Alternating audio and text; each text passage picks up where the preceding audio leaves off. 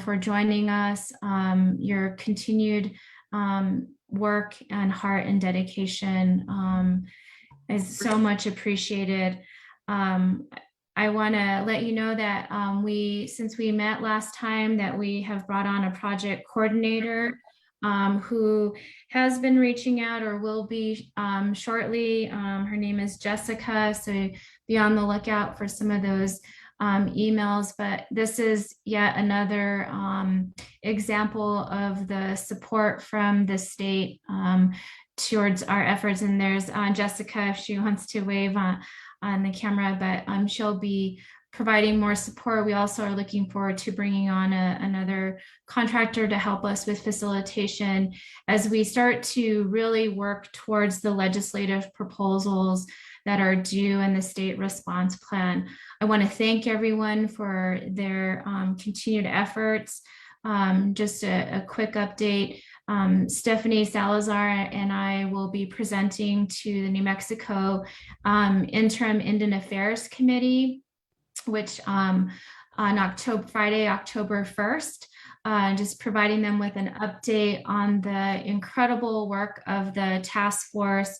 And then we will also be presenting again on October 19th regarding more of the legislative proposals. I know that Stephanie has been working really hard with all of you to get some of those initial legislative proposals as we head into our upcoming legislative session early next year. And I also want to say a huge thanks to many of you on the task force. Whenever we reach out to you in relation to media or press inquiries, I want to thank you. I know that takes time and dedication, but I think the more that we continue to bring awareness and spotlight in the media, and I think you've seen this, especially here in New Mexico, because of all of your efforts, the amount of media coverage that has been taking place here in New Mexico and a great amount of interest. So I want to thank you. And if you haven't yet but are interested in serving in that capacity, should we have a need in continuing to share a different voice on behalf of our missing relatives and their families, please reach out to Stephanie and Jessica. But I really want to thank you for that. We had a really a positive story and another highlight last week in the media and the press. Today, we are privileged to have many presentations for all of you as we look towards our legislative proposals. And I'm gonna, if it's okay, Stephanie, I can run down really quickly the agenda. We'll start with a presentation from a fantastic woman, Senator Mary Kunish, from Minnesota.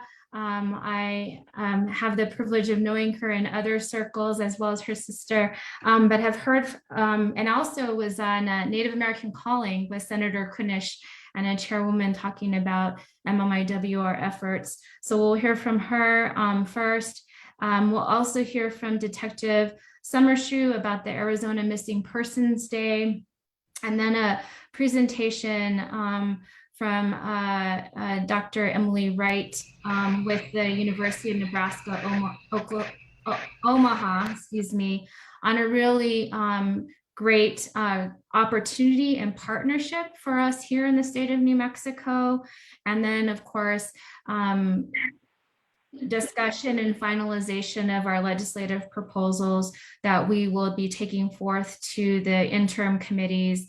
Want to thank you all again, and I look forward to today's agenda and learning from all of you. And with that, Stephanie, I think I can turn it back over to you, or I don't know if you're going to introduce Senator Kunish. Thank you, Secretary. Before we move on to the presentations, I just wanted to provide a few updates for everyone here.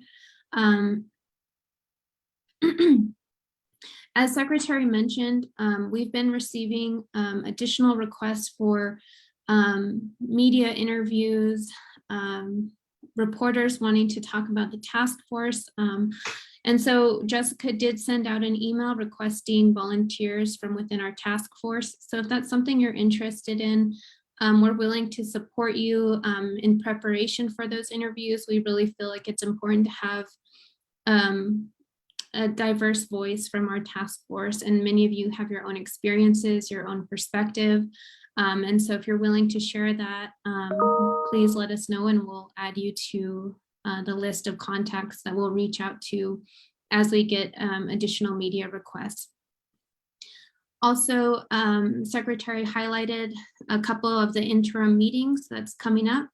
I added those here on the announcements. I also sent everyone a link so that you can access these presentations on your own. But between now and October 19th, I think I just wanted to point out to everyone that gives us a little bit more time to really try to fine tune some of these legislative proposals.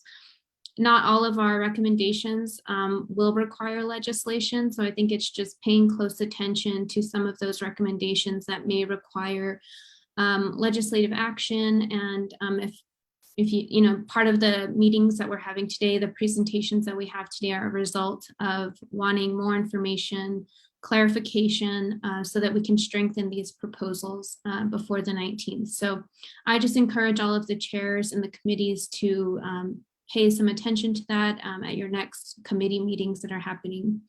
One other thing I wanted to highlight is that September 30th, I believe that's this Thursday, there is an Operation Lady Justice discussion happening. I believe this is the final discussion of their series, but they are talking about federal, tribal, state task force coordination. The deadline to register is tomorrow, but we will send out this PowerPoint so folks can register.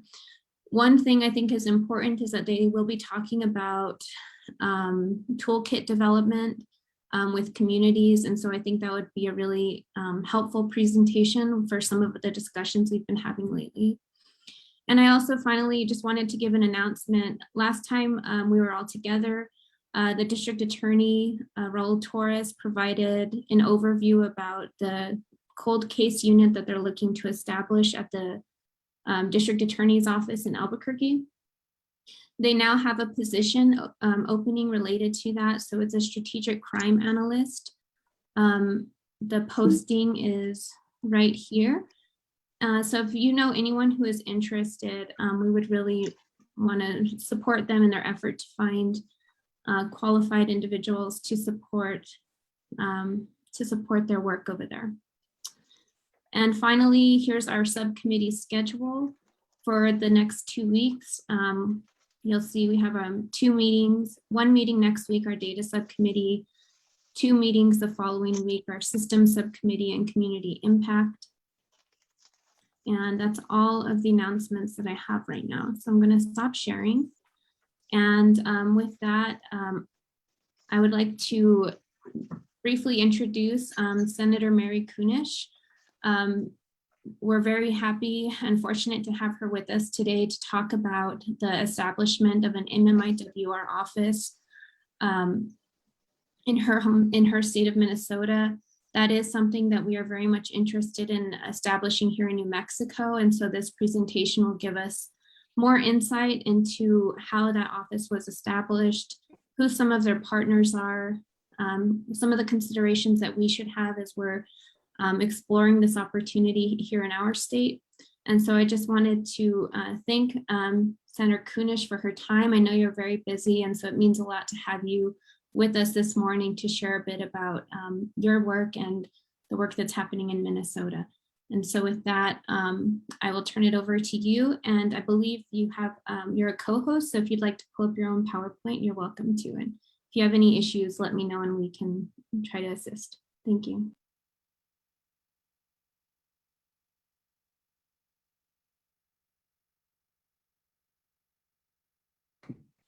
Senator, you're on mute. I'll try to share this PowerPoint. Let's see.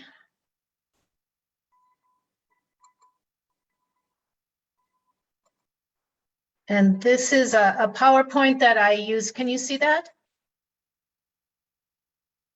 Are you able to see that PowerPoint? Yes, we can see it now. Okay, great. But maybe what I should do, I suppose you can't see me now. But I'm Senator Mary Kunesh. I'm a descendant of the Standing Rock Nation. My grandfather was born out there and came to St. Paul, Minnesota as a young man with his mother and a number of siblings. They had, they had experienced a number of the socioeconomic, cultural issues that most of our families have across this nation, including boarding schools and other land grab and deprivation. So that's how my family ended up here in the Twin Cities of Minnesota. I grew up in rural Minnesota, but have been in the Twin Cities, living in the Twin Cities. I was elected to the Minnesota House of Representatives 5 years ago and spent 4 years in the House. And just this past year, I was elected to the Senate seat. So in that time, we've been doing a lot of good work on issues that affect our tribes and trying to make a difference. Finally, we haven't had Indian representation in our state government in the past. And in the past 10 years, we've had 5 women go through the House of Representatives, and I'm the first Native woman to make it into the Senate in Minnesota, which is sort of a horrifying fact. I think there was only one other man of Native descent or of Native American that was in our Senate, so long overdue. So real quickly, within the first year of my tenure in the House of Representatives, I put together and presented a task force, a piece of legislation on missing and murdered Indigenous women in Minnesota. And I did not do that myself. Once I had the thought, the inspiration, I went into the community and contacted as many folks that I knew that were working on different issues around violence of our Native communities, especially our MMIW, and asked them to help me create this task force as best that they could. And so let's see, put this slideshow. Get this slideshow going. So this is a presentation that I used for a different event, but it's got all the information in there. So just a little bit about background and context of our task force, what we did, some of our key findings, mandates, and our next steps. And we will just go through that.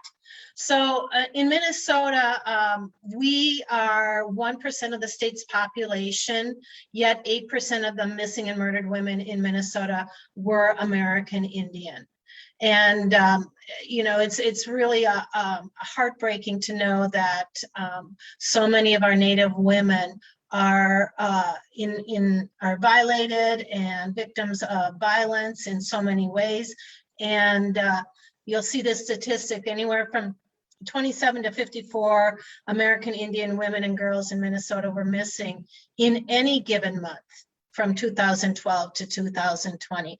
These are some of the facts that we were able to pull together as a result of the task force, totally unbeknownst to everybody else. And so it had a huge impact on our legislators. And it was the stories that these women brought forward when we had hearings and testified that really made the difference. So I'll say that I carried this legislation, but it was really the community and the women who made the difference and passed this legislation. All right. So just so that you have a little bit of background, here in Minnesota, we have 11 tribes. The northern part of the state are Anishinaabe, Ojibwe, and our Sioux folks are in the southern half of our state. And so you'll see on the left hand of this graphic, all of our tribes that are covered under Public Law 280. And that adds that extra layer of confusion around jurisdiction, who is responsible for making sure that any issues or any events that are leading up to murders or missing Native folks are covered. So in Minnesota, we have reservation law, we have county law, we have local law, we have federal law, and then we have public law 280. And so that has been a really huge contributor to the lack of response to issues when women and men go missing or are murdered in Indian country. So what we did is we created this task force to study the issue here in Minnesota.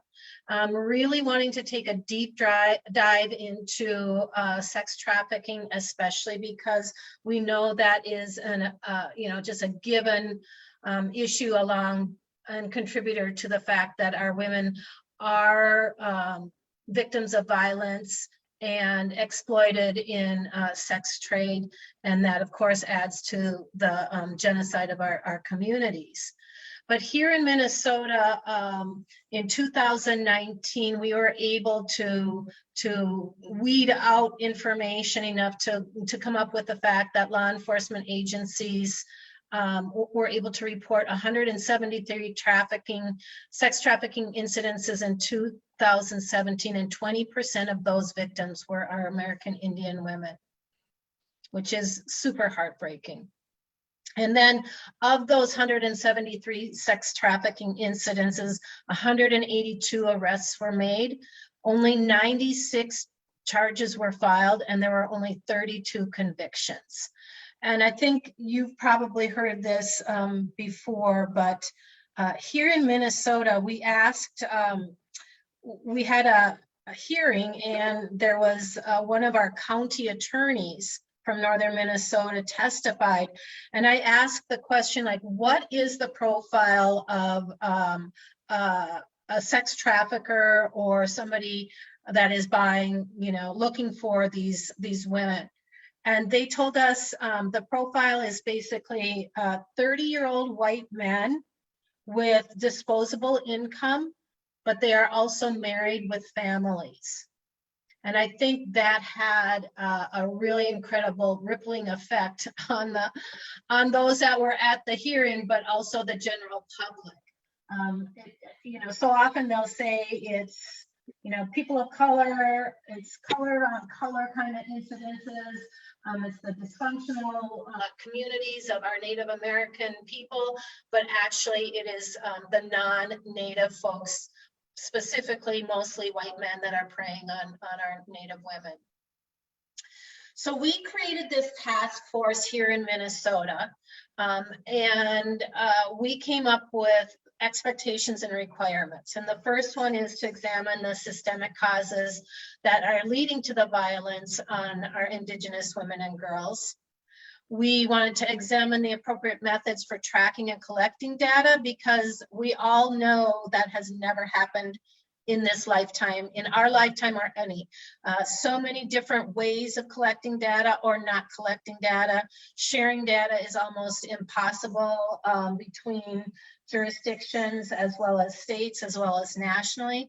So we wanted to create a way to actually track and collect the data, and then make sure that we're able to share it in different ways.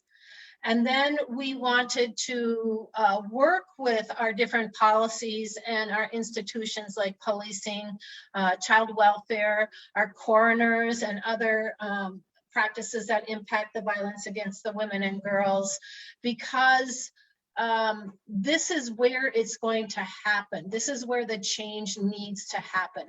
And what was really great when I was building the legislation, I went to the coroner, and I went to child welfare, and I went to our different agencies and commissioners and said, I am working on this legislation. Will you support it, and will you participate in it? And every single one of them said, absolutely, we will.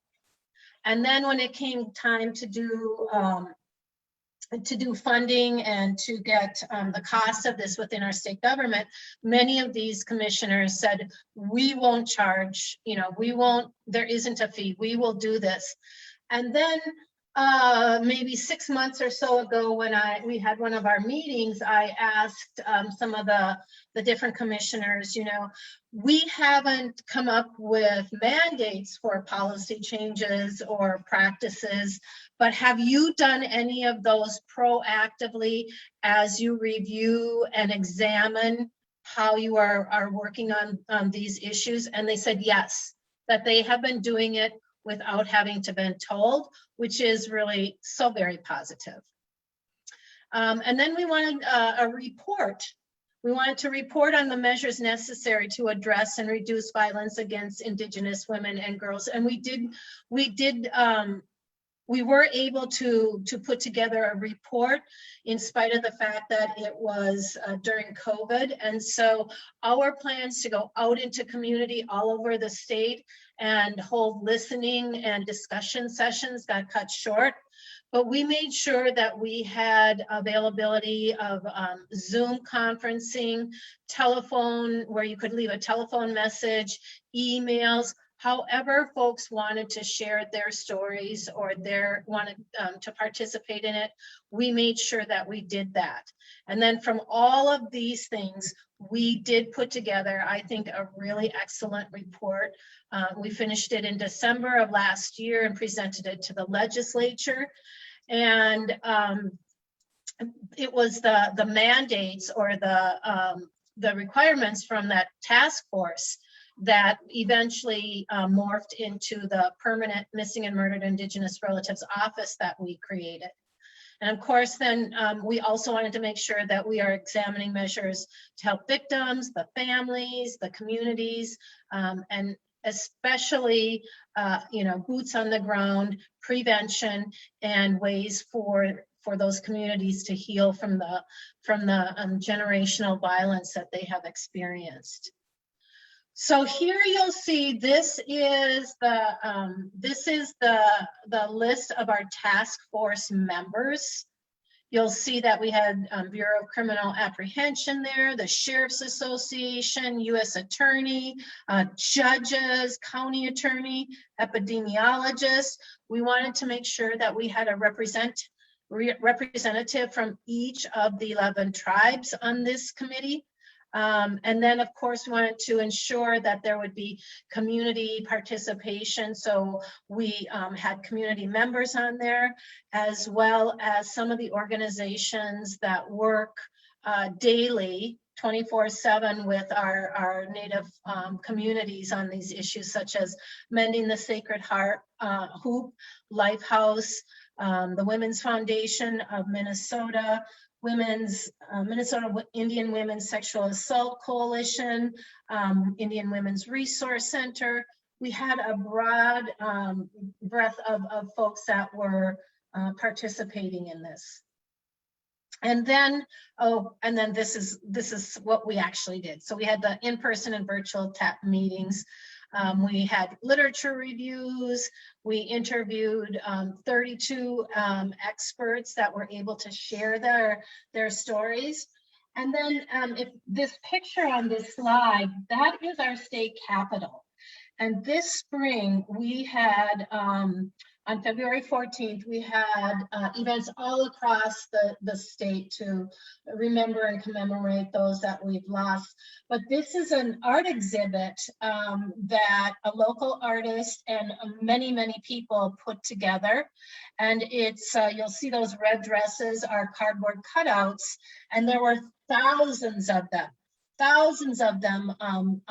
in order in front of our state capitol, and it had quite an impact on not just the legislators that were there, but the state as well. And so these are some of the things that we continue to do, especially around data, looking at child welfare. We do have a human trafficking task force here in Minnesota. They were able to share more and get more out of our departments that hadn't been so forthcoming in the past. And then, of course, we refined our mandates and recommendations. And these are just some of our root causes: colonization, historic trauma, racism, sexism, and the sexual objectification of our Indigenous women and girls. In Minnesota, we have an issue with Canadian firm Enbridge running a new pipeline through Minnesota. And one of the things when there were hearings around different permits, we really voiced strongly our fear of sex trafficking and all these men coming in and man camps as well. And we were sort of poo-pooed and actually disrespected in many ways because we didn't have data to back that up as much as they wanted. We had plenty of stories, but you know, as these people said, we could make those stories up anytime we wanted to, though that was not the case. And the line 3 has been being built, and in the meantime there have been 2 sex trafficking stings, and within each of those stings there have been a number of those Enbridge employees who were caught in those stings, and it was specifically looking for young Native women that they responded to, and so it continues to this day. We also wanted to look at those systemic risk factors like poverty and housing, how child welfare and the criminal justice just adds another layer. Victims of domestic violence, prostituting and trafficking, and the fact that many women are either afraid of going to the police or just know that nothing's going to be done, and so they don't. And that is a big problem. And so our key findings is, you know, seeking justice. We want to make sure that no more of our women, our girls, our men, our Two-Spirit, none of our Native folks, as well as our other community members, go missing or die under these suspicious circumstances, and that the investigation, the prosecution, and the sentencing process must be done with fidelity and intentionality. And then we have to make sure that there are services available post any trauma for our victims. We also wanted to address the fact that our system does not have adequate culturally responsive healing resources for our Indigenous victims and survivors and families. And so we will be very intentional around making sure that services that are provided are culturally responsive, facilitated by our elders and our Native experts, and that we have the ability to use those cultural practices that may vary very differently from our European styles. And so again, this is one of those things that I mentioned about the extractive industries. We know that wherever these are happening, wherever these oil foundries are, or extraction of oil or uranium, there's always going to be violence against our Native women. And so we created that office to provide ongoing attention and leadership. That was our very first mandate, to create that office, and we did that. We absolutely wanted to make sure that there's adequate and continuing permanent funding and resources, because so often they'll throw a little bit of money at this, and then you know, once that time limit is up or that money is gone, they're like, well, you know, we're going to use that somewhere else. So we wanted to make sure that there is permanent funding and resources, and that we are able to address those systemic racist issues from our lens, especially focusing around eliminating that poverty and meeting the basic needs. And then our requirement for the MMIWR office will be to report and create a dashboard that is going to allow for an overview of the MMIW injustice, and then track those changes over time. But we also wanted to make sure it was very transparent, not just for our state agencies, but also for the public and for our tribal communities. And we want to make sure that there is state and federal technical assistance and supporting it so the tribes have access and can participate in those data systems, because there is such a disconnect, and I'm sure I'm not telling you anything you don't know. And then just some of these other things, exercising our sovereignty and increase the jurisdictional authority. We wanted to make a statement about how the federal government, specifically Congress, needs to pass that Violence Against Women's Act. We have safe harbor laws here in Minnesota. We want to make sure that all of our MMIW related deaths receive an autopsy and are investigated by a coroner or medical examiner, because too often there have been, you know, historically just a judgment that it was suicide or something other than what really happened, and that the family has the opportunity to speak to that issue, because often these deaths have been listed as a suicide when the families know absolutely this was not a suicide. There was bad action going on here. And so we want to make sure that families have that opportunity to key in. And then of course we want to look at the child welfare system and how that just feeds into the dysfunction and the historical trauma. We want to create education within our schools around healthy relationships and consent. We want to increase awareness of the issue. We want to put into place prevention and reduction in harms of trafficking, sexual exploitation, and the normalized violence that is always found in Indian country. We want to require and continue to work at sex trafficking awareness training and targeted prevention in Indian country. And then we want to make sure that all these decisions and all these things that are happening are informed by our Indigenous women and girls and our communities, especially those that have that lived experience. And so we continued our task force through June of 2021, and we created this Missing and Murdered Indigenous Relatives Office. Our Senate file 0970 was the legislation I carried in the Senate. House file 1030 is the House legislation that Representative Heather Keeler in northern Minnesota carried, and we were able to get this passed within our state government, which is, again, the fact that that the original task force passed within a year was quite miraculous, but then the fact that we now have this office is even a double, because Minnesota is the only legislature in the country that has a split legislature. So in the Senate, our DFL, our Democrat, Farmer, Labor, our Dems are the minority, and I'm a Dem. And in the House, the Dems are the majority. So we have this split legislature, and so it's very, very difficult for a Dem to pass legislation.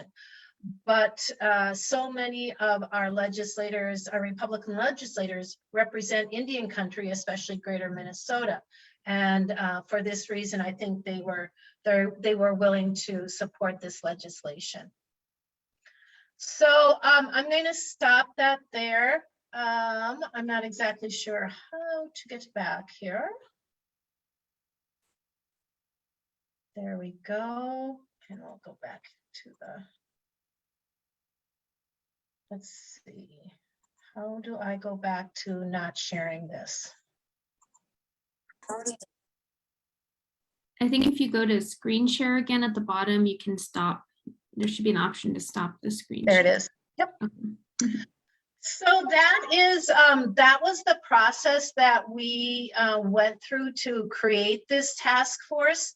And then the Office for the Missing and Murdered Indigenous Relatives is going to be functioning through the Commissioner of Public Safety. And they are mandated to establish and maintain the MMIWR office. And it's dedicated 100% to preventing and ending the targeted violence against Indigenous women, children, and Two-Spirit people. They have, we funded 4 persons. There will be a director and then 3 other people. That office will have to report to the legislature annually by January 15th on any of the measurable outcomes that were achieved, and along with helping us understand where the roadblocks are. And then we will be able to modify some of those objectives and outcomes through this process. That report that they're going to put together has to include data and statistics on our missing and murdered Indigenous women. And it will, one of the things that we had to include in there, that it would include names and dates of disappearance, names of the victims, dates of the disappearance, dates of death, and we will try to do our best to keep as much of that private. Some families are not wanting to have that publicly shared. There are others that want to, so we will work with that. And so this will be established, as I said, through the Department of Public Safety, the Office of Justice Program. And they will continue to do the work that we have begun, and I hope to continue that work with the MMIWR office, because there will probably be different necessity for legislation, especially when it comes to data collection, data sharing, and then how the policing and the enforcing will happen here in the state of Minnesota. So that's our MMIW, MMIWR legislation over the last 4 years, and happy to take any questions if you're interested.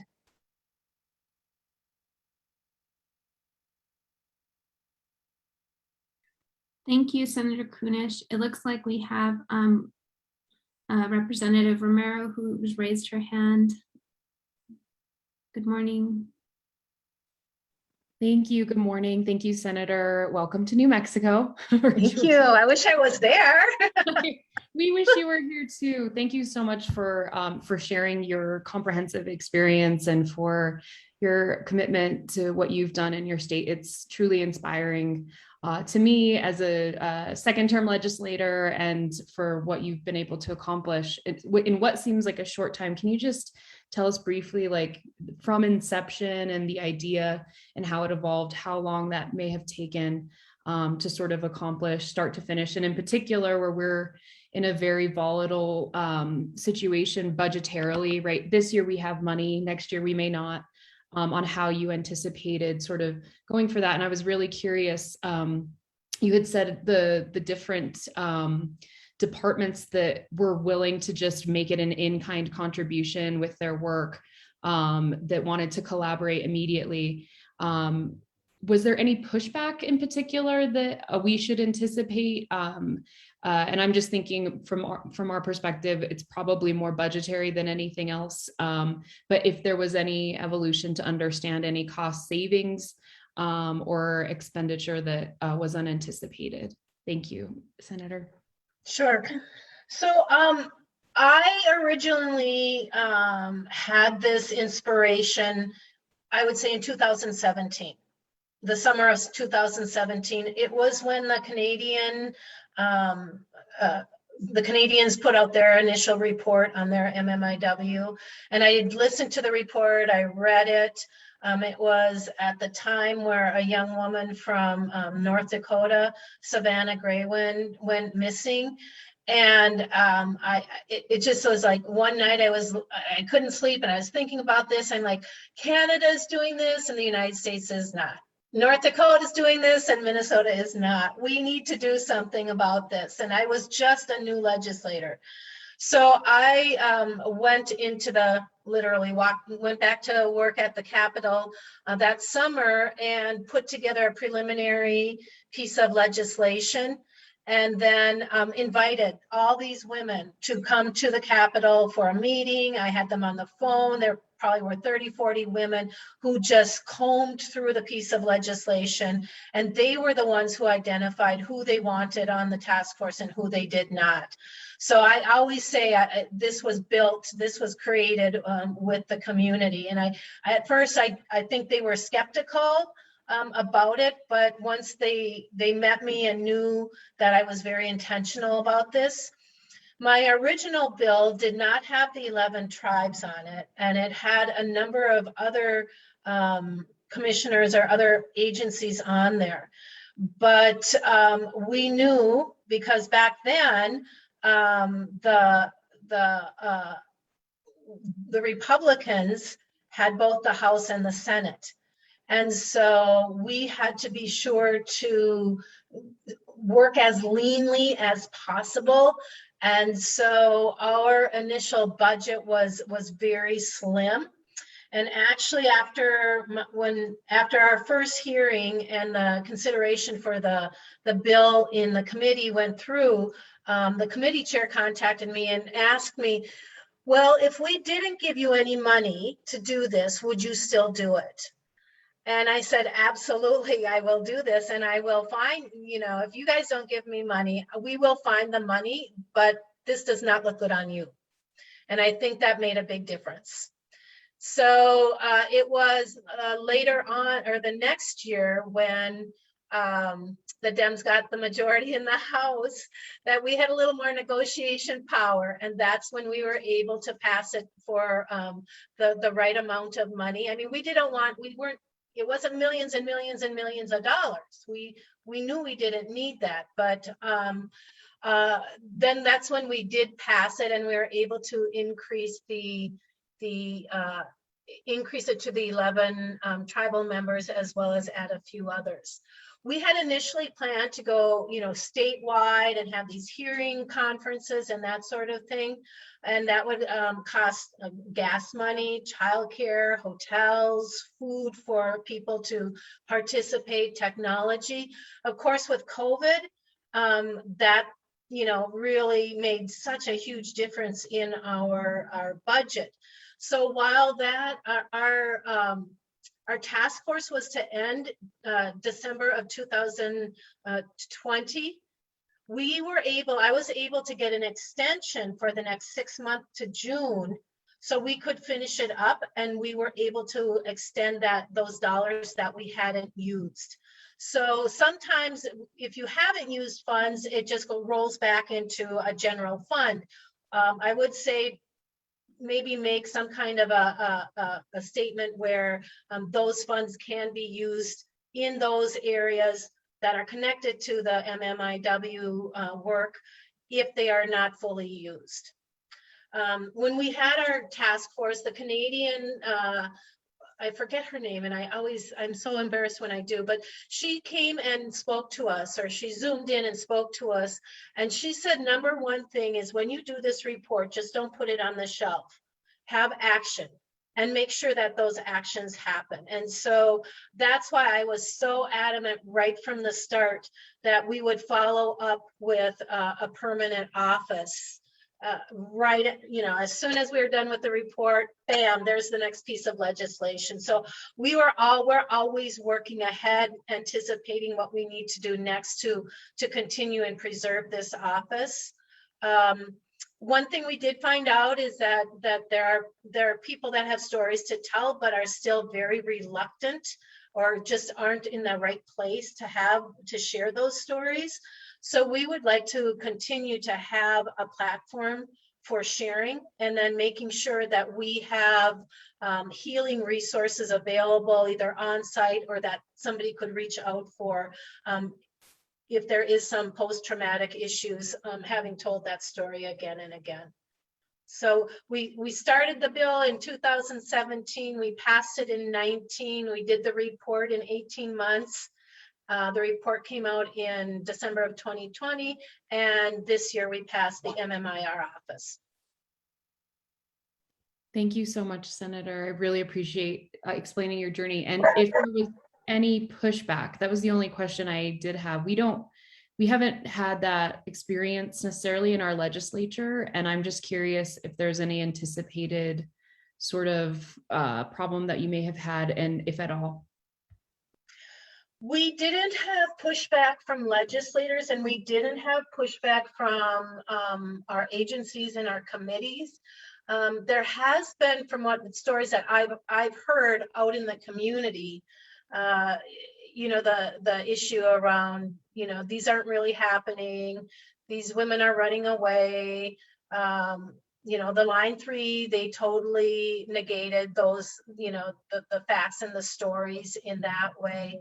I can't think of any other real pushback, but I will say that the fact that MMIW is so visible now across the nation, there are other groups of people, and we know this too, other women, other groups of people that are victimized very similarly to our Native women. And because of that, I also passed a piece of legislation this year to create a missing and murdered African-American Black women task force. And, you know, I have heard comments that, oh, the Natives are getting all the attention. The Natives are getting all the legislation. The Natives are getting everything. What's going on, you know, with these other groups?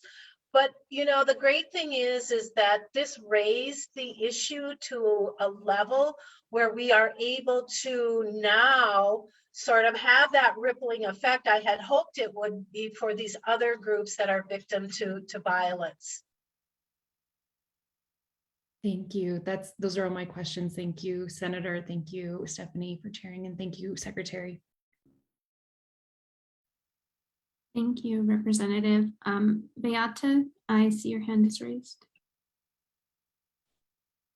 Yes, thank you, Stephanie. Thank you, Senator Kunish. I was wondering if you could speak more about, you mentioned raising awareness around issues with foster system and more about the advocacy and navigating tribal social services and state, and just more about that. Thank you. Yes, that is another huge issue that I and others are working on to bring awareness, especially trying to get our legal system to acknowledge and practice ICWA law with the knowledge, you know, that they understand what ICWA is and the issues and how they are supposed to follow ICWA law. In Minnesota, our Native kids are the highest placed group of children that are removed from their families and put into foster care. And I have heard horrific stories about the minimal reason that those children were removed from their families. And once they're in the system, it is absolutely, it's so hard to get those children back with their families.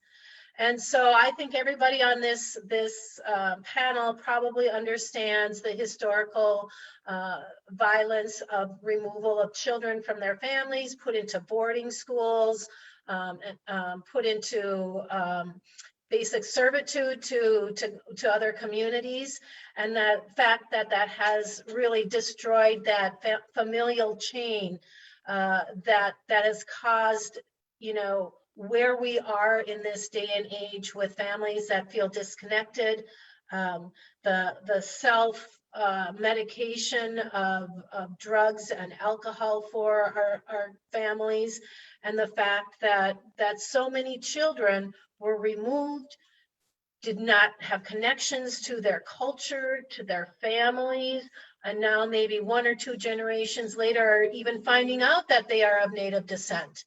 And so this is one of the additional issues that we are bringing up time and time again. In Minnesota, we did have Indian boarding schools, and there is action to bring that understanding and that acknowledgement to our state, and find a way that we can bring healing and rest to our state government, or to our community members. But I find I'm an educator. I was a teacher for 25 years, just retired in November. And I feel like I am constantly, I always am educating our state legislature and anybody that will listen around these Native issues when they wonder why we have the painful addiction issues and these other MMIW issues within our Indian communities. Is it like a reparations approach that you're taking? Well, there are a couple of proposal? different there are a couple of different approaches. You know, in Minnesota, we were, you know, the Dakota and the Anishinaabe, these were our lands. Some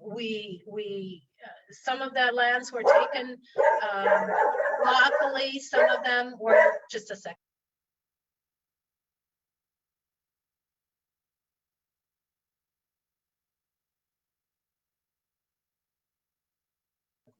Sorry, somebody walked by my house. My dog didn't like that. Some of the plans are a reparations. There is a lot of movement towards land back because our reservations were plotted out. And then of course, during the different times when the lands were broken up and allotted during the allotment period. So then the local communities or municipalities sort of shrunk those reservation lands back. And so we are now looking at returning those lands, and it's been happening little by little here in Minnesota, but we're also looking at ways to reparation through education. So one of our state universities used to be an Indian boarding school. The University of Minnesota Morris used to be an Indian boarding school. Right now, any student of Native American descent, whether they're enrolled or not, if they can prove that connection, they can attend that school tuition free. And so those are some of the other ways that we are looking at reparation. But it's a huge conversation. I've been having this conversation for about 4 years now with 3 different groups. They all have different ideas of how we should address this, what we should be looking for in reparations. And then somehow or other, we will bring these groups together and see if we can't find a way to make it not only palatable, but again, coming from our communities and putting forward what they are asking for, not what we're telling them they need to do.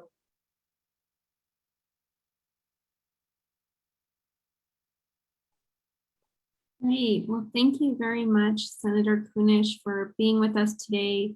That was a very informative presentation, and I know that kind of where we're at currently as a task force is really exploring that next step and really trying to focus on implementation so that our report doesn't just sit on a bookshelf. I think that's a fear of all of us in the work that we're doing, that we want to continue the momentum and make a difference.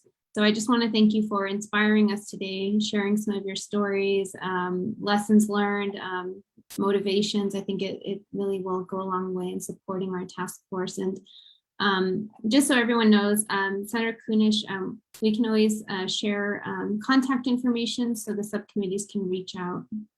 Yeah, I am happy to speak with you again. And then there are many members of our task force that have been very willing to share their experience and their expertise. We facilitated this through the Wilder Foundation here in Minnesota. Nicole Martin Rogers was the one that oversaw the creation of, the actual putting together all the information into the report. And she's, there are a number of folks up here in Minnesota that are happy to work with you or share our experience. Thank you. Thank you very much. Well, with that, it's 12:04. We can move on now to our next presenter.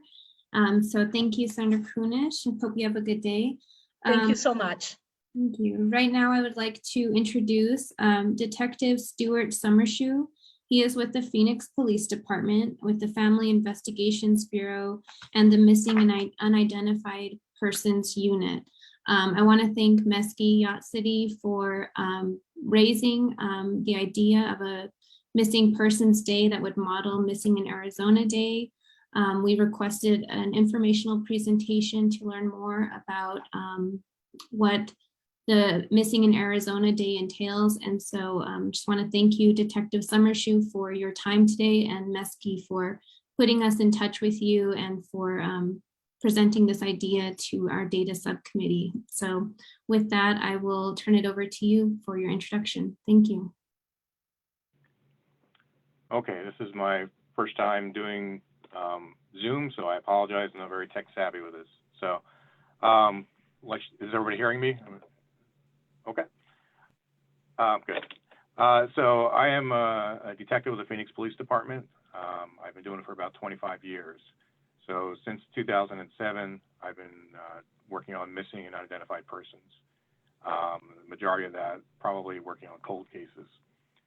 So in my time as a detective, I've dealt with a lot of families from various backgrounds, and I have found that, and I'm sure you're aware of it, that families sometimes have difficulty dealing with law enforcement, filing reports, jurisdictional issues, and just having issues where cases fall between the cracks. So back in 2015, I became aware of a program that was in Michigan called Missing in Michigan. And that was started by Trooper Sarah Krebs. So this is not my original idea. She's the one who deserves credit for this. She basically started a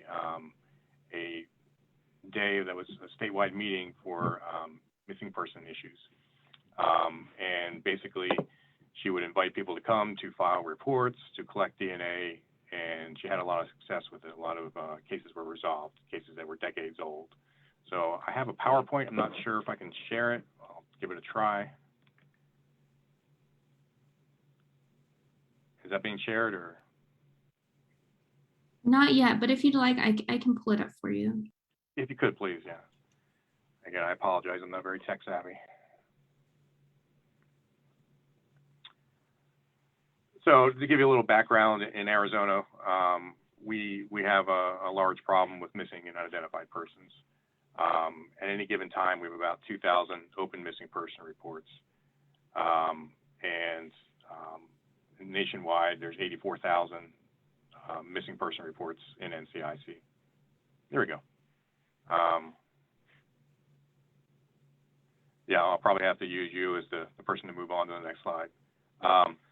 So we have a lot of missing persons. Obviously, about 600,000 people are reported missing each year in the United States. The reason for the discrepancies in these numbers is that these people are found usually pretty quick. Most cases are resolved within days, within weeks, the person is found. But I have found that there's a lot of issues where people are having trouble filing reports, people are having trouble, keeping reports open, that sort of thing.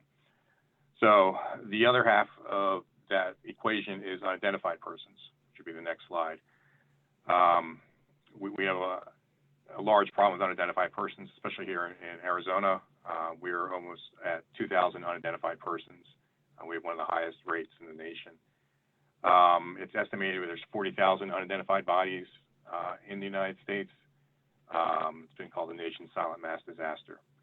So again, these are numbers that, they're guesstimates. They're what we think they are, but there's probably a lot more because there's issues of reporting, issues of documenting things properly. So you can go to the next slide. So obviously, those are just numbers, but those numbers represent families who are suffering, families who have loss, families who don't know what's going on, and I can only imagine what that's like. It's the worst limbo to exist in, not to know what happens to your loved one. So the problem is a lot of these cases are just treated as someone who's missing, when in reality they are homicides, they are crimes, but they don't have the traditional elements that law enforcement recognizes as a crime. So a lot of these families are not served as they are in other situations, a homicide victim's family, that sort of thing. So next slide, please. So like I said, I modeled this after Michigan. They have a Missing in Michigan Day, and basically what they do, it's a day-long event, and they invite the public to come to a location. And generally, kind of presenting this as what I've experienced, and if you guys decide to do your own Missing in New Mexico event, these are some of my suggestions. I would find a non-law enforcement location where people can come, they can feel comfortable coming, and that's what we have done. So our three main goals in these events is to flesh out those open missing person reports, to get the identifiers that are going to make matches to all those unidentifieds that are out there. So we want to collect DNA, we want to collect dental records, we want to get fingerprints, photographs, anything that'll help us make matches to a case that may be out there as an unidentified. The second is that we want to open new missing person reports. Like I said, there's a lot of people who have difficulty filing reports. There's jurisdictional issues. If your loved one is homeless, where did they go missing at? So we basically give a platform. So we will take a report, no matter where they went missing, no matter what the circumstances, no matter how long they've been missing. So it kind of eases the whole process for families who are kind of at a loss. So what's the first step to do to file a missing person report? And finally, again, a lot of these families are kind of marginalized and aren't given the proper support or resources. So this is a day where we invite the media, we invite other agencies to come, and it kind of gives support for the family and brings attention to these cases. So why don't we go to the next slide? So this is some photographs from past events. We had it at ASU, Arizona State University, which I would recommend is an excellent location for a number of reasons. One, it's a non-law enforcement location where people are going to feel comfortable. You need a large venue because you're going to have a lot of people come there.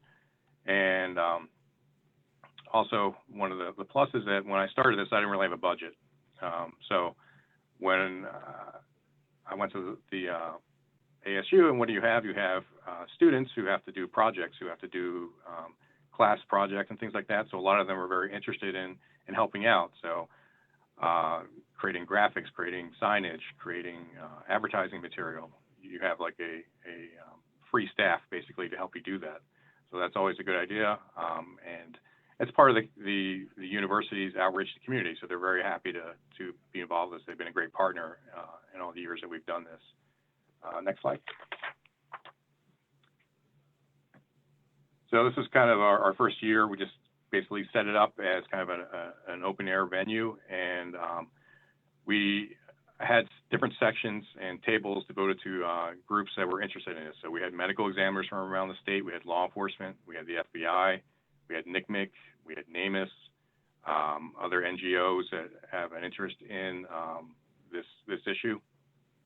And we had that in one section.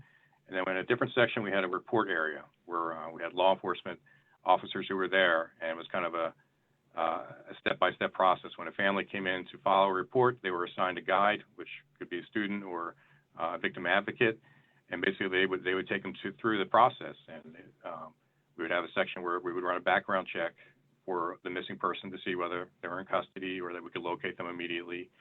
The next section would be a report area where the family would give the basic story of the missing person. And the next area would be a scanner where if they had photographs or if they had dental records or whatever medical information they have about the missing person, we would immediately scan it and preserve that and give it back to the family.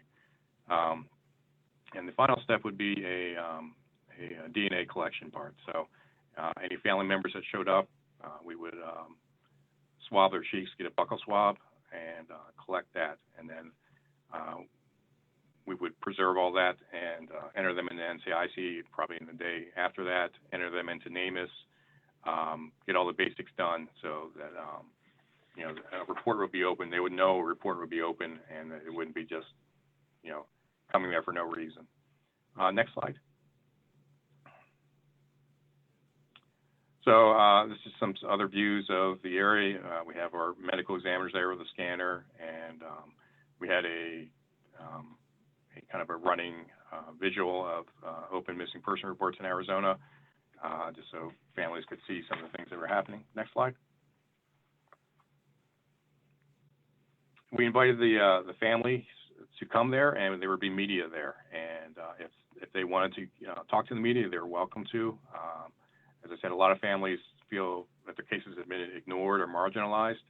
So this is an opportunity for them to get some attention for their cases. So the families appreciated that. We very much provided a support system. We had victim advocates there. We had service animals, and we also had a support group that was private. We put it in a different section of the building, and basically it was just victim advocates and families. We made sure that law enforcement wasn't in there because obviously there's probably some hostility to law enforcement, and families need to be free to vent about what they're going through. And we got a lot of positive feedback for the support group, because many of the families said, this is the first time I've ever met anybody else who's had somebody in their family who's been missing. So to know you're not alone in this horrible event and a horrible experience is empowering to them. So if you do decide to do this, I would highly recommend that you have that aspect of it to deal with that. Next slide.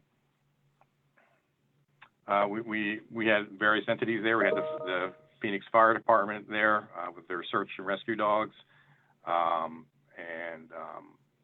At the end of the day, we had a candlelight ceremony where we said a prayer and lit candles for all of our missings.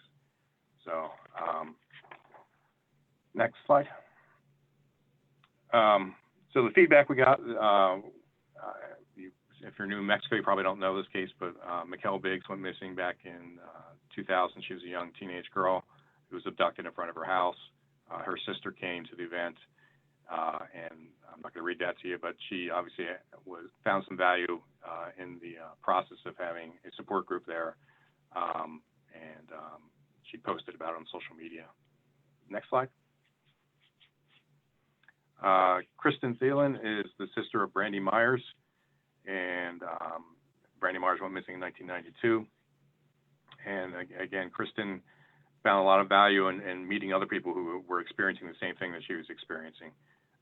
So the support group was very helpful, and I think that's something if you're going to do this, that's a strong element to have in this kind of event. Next slide. I'll kind of a brief. I'm not going to go over every case that we had, but some of the cases that we did have that came in our first year. Our oldest case that came in was from 1965. It was a woman who was reported missing by her daughter, who were just juveniles when she went missing. They had grown up and become, one of them had become a judge. And there was a report that was been filed back then, but it was the 1960s, it had somehow fallen between the cracks. So we reopened that report, collected DNA. The case is not resolved, but now there's an active missing person report where there wasn't before. So another case was of a 19-year-old gentleman who had some mental health issues. He had been homeless. Family didn't know where he was last at, so they were having trouble filing a missing person report. So they came to the event, and they filed a report, and they gave us DNA. Within a year, we had a match to a John Doe that had been found the year before, and at least gave that family some answers of what happened. And that John Doe was in a different jurisdiction. So without that report being filed, without the DNA being collected, those two cases probably would not have been connected. We had another case. It was a lady who went missing in 1993, had never been reported missing. Her daughter came forward and filed a missing person report. It is still unsolved, but without this event, without her knowing about this event, she probably would never have came forward. It was only the advertising that we put out that she saw that and said, hey, maybe I should find out what happened to my mom. She was only an infant when her mom went missing. So I believe that case is probably a homicide. We're still working on it. And then one of our older resolutions was a case from 2004. the sisters of this gentleman who was missing. He was kidnapped back in 2004 and had not been reported missing. We collected DNA, and then we had a match to a John Doe that was found in 2005 up in Yavapai County, which is a neighboring county to our county here. And that was a cold case, or CODIS hit. There would have been, we had no idea about that other case without getting that DNA collected and put in the system. Then we made a match. So obviously that helped jumpstart their case because they only had a John Doe victim up there. Okay, so the numbers that you can kind of see on the screen here, we started about 100 our first year, and we've gone up to about 200 in the years since then. Our first year, we had 32 cases that came in. We collected 41 DNA samples. And so from all that, we had 12 resolutions, 4 found alive, 8 deceased. 2016, 22 cases, and we had 20 DNA collections. Again, we had 11 new cases that came in, and we've had 10 resolutions from that year, 7 found alive, 3 deceased. Next slide. 2017, we were very busy. We had 57 cases that came in. 48 of those were totally new cases that hadn't been reported to law enforcement before.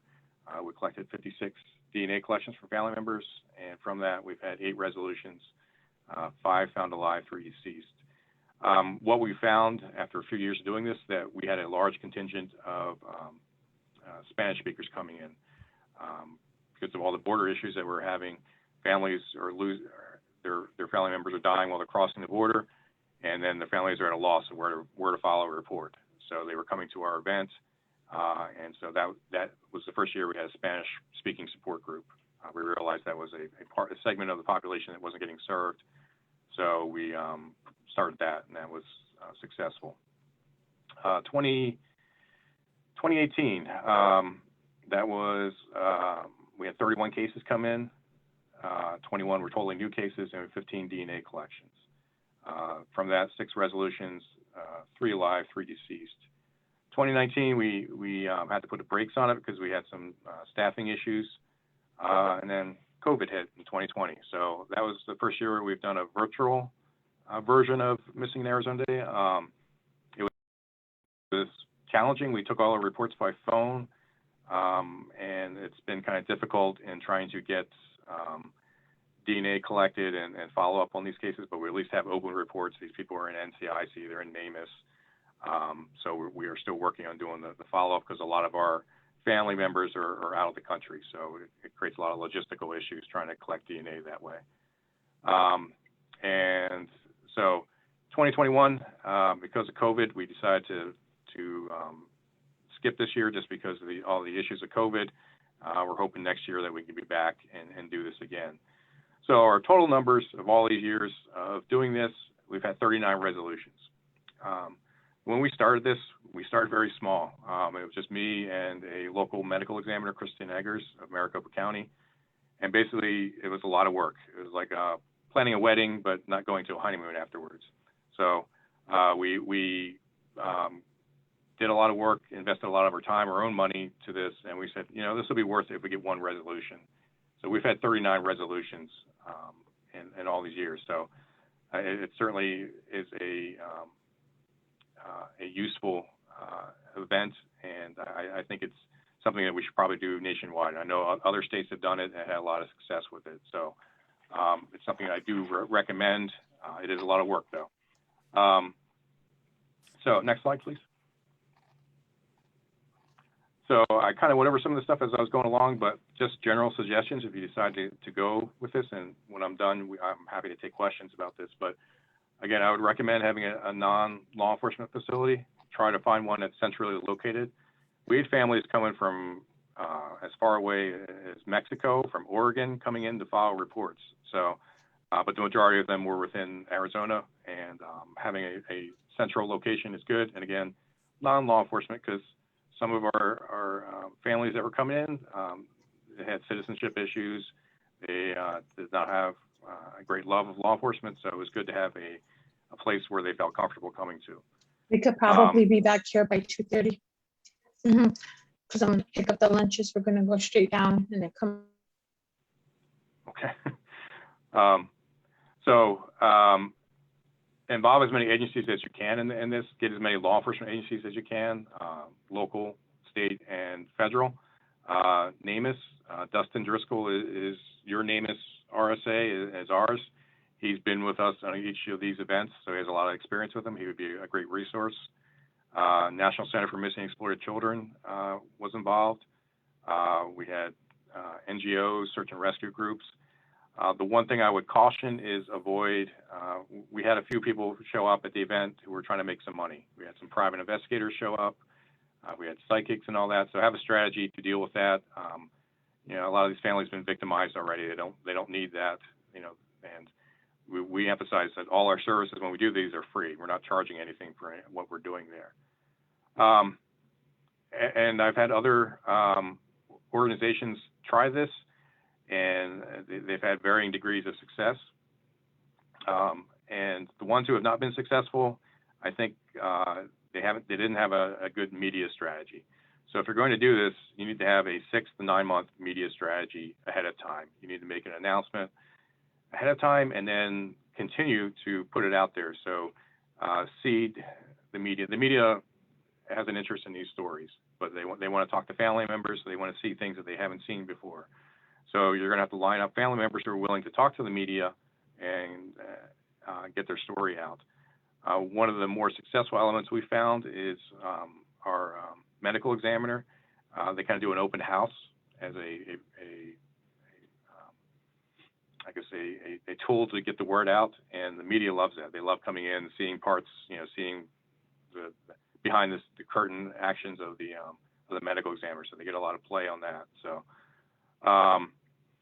social media. I obviously, as you see me in this presentation, I am not very tech savvy. I have no social media skills, but I was able to create a Facebook page for Missing in Arizona, and it's been very successful. We have thousands of followers. And all you need to do is just start putting information out there, media stories and posters, and help get the word out about the event. And the next thing is probably one of the most important elements. You have to take responsibility for taking these reports. You will get reports that are outside of your jurisdiction, that are beyond what law enforcement normally says. Hey, this is what we cover. And, you know, I cover the city of Phoenix, but we have inherited reports from this event that are way outside the city of Phoenix, just because we have to. You have to own the reports. You can't just say, you can't have these families come here and say, okay, well, we wrote it down, and now we're closing the case because it's outside our jurisdiction. So that may be one of the challenges you face, and the law enforcement that you involved in this, you have to be able to say that, hey, we will take this report, we will investigate it, we will collect the DNA, we will make sure they're in NCIC, we will put them in NamUs and all that. You just can't fail the families that way. A lot of them have already had failures in the system, so you need to step up and make sure that we take the report and do the right thing.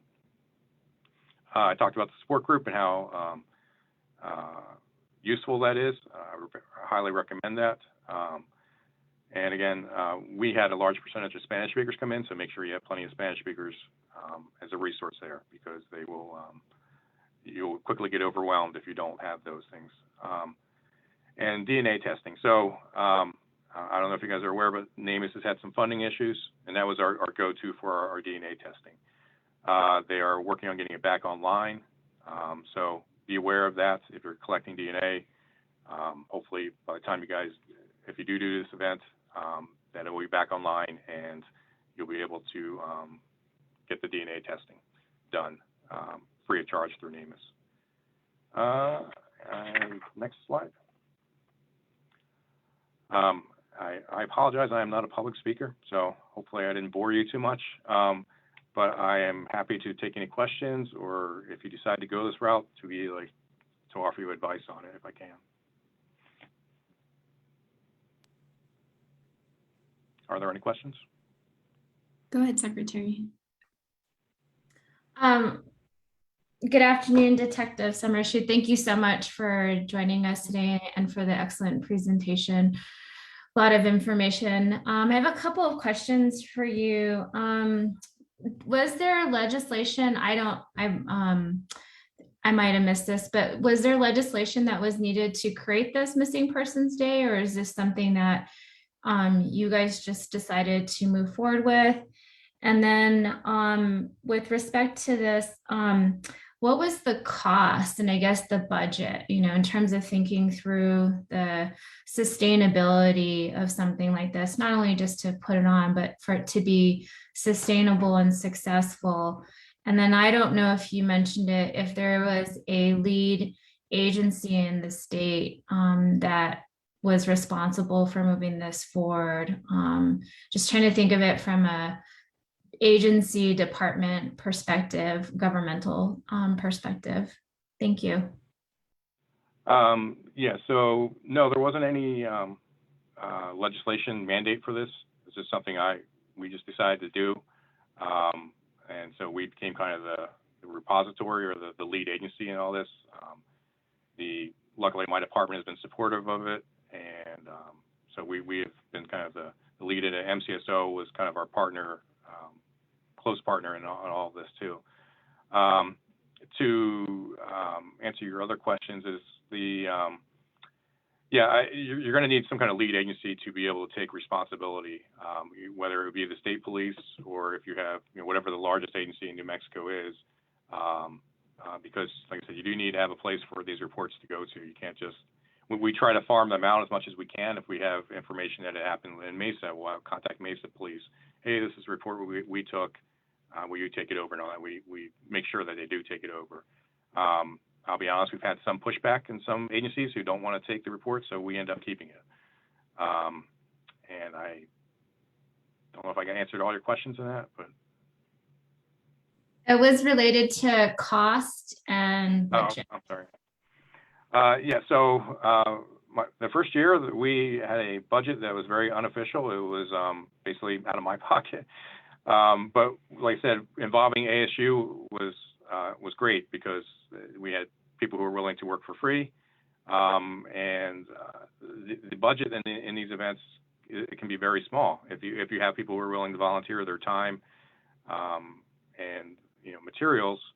So our budget is probably every year has been less than $1,000. I mean, but that's not including manpower hours and all that. Again, my agency is willing to support this, and other agencies have sent detectives too. So I don't even include that in our budget. I'm just talking about materials, food for the support group, some printing issues and things like that. But for the most part, it's been just kind of voluntary through the college and through my own department.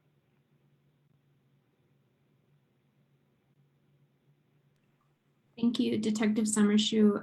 There was also a question in the chat. Are these events held only in an urban area, or are they moved around each year across the state of Arizona? Well, no, we've only had it in one location. We have talked about having it in different areas of the state, which probably would be a good idea, but just logistically, it's been challenging for us. I know Michigan moves their event around different areas of the state. We're in Phoenix. We're kind of centrally located, so hopefully we can get people to come down here. But yeah, that is a consideration, given the size and the scope of whatever state you're having it in, that you may want to have different locations at different times of the year.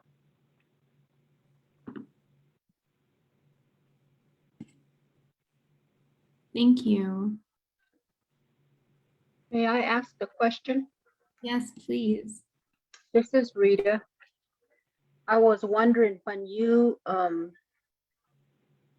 Detective Summershoe, when you talk about resolutions on the victims, you said, I don't know if this number is right, but you said like where you are, 39 were found, and there were, I think you said about 18 were deceased.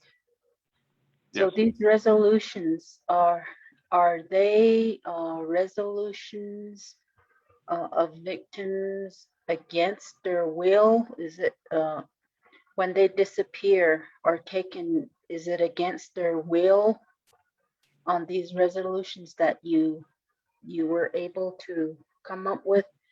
or are these victims, they left to get away from home or left with individuals and disappeared?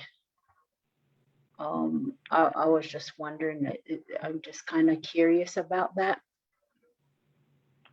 Yeah, I don't have a breakdown of exactly what the circumstances of the disappearances are. I can tell you that there was a large number of homicides that were part of the missing reports that we took. The ones that were found deceased, it varied. Some were natural deaths, some were suicides, and some were homicides. The ones that were found alive, there were many issues. Mental health issues, homelessness, just a breakdown in communication. You know, some of the people we found didn't want to talk to their family. I mean, so we have to respect that if they're adults. We can't reveal their location without their permission. So, you know, we would have to tell families, hey, we've located your loved one, they're alive, but they don't want to have contact with you right now. So that's just kind of the reality of this work. But the overwhelming theme that we got was from people who participated was, thank you for doing this. Thank you for finally listening. Thank you for taking your report. Some of these families have been facing these issues for decades, trying to find out, you know, what happened to their loved one. And that brings up another point. There is a lot of emotion when you have these events. You have to be prepared for that. We had families just break down because they've been holding this within them for years and not being able to talk to anybody about it, to have anybody understand. So when they finally have somebody there to listen, it's just a floodgate of emotion that comes out. I have another question. Sure. So your work here in Phoenix area, is it just in that area, or do you include anything from our area here? I'm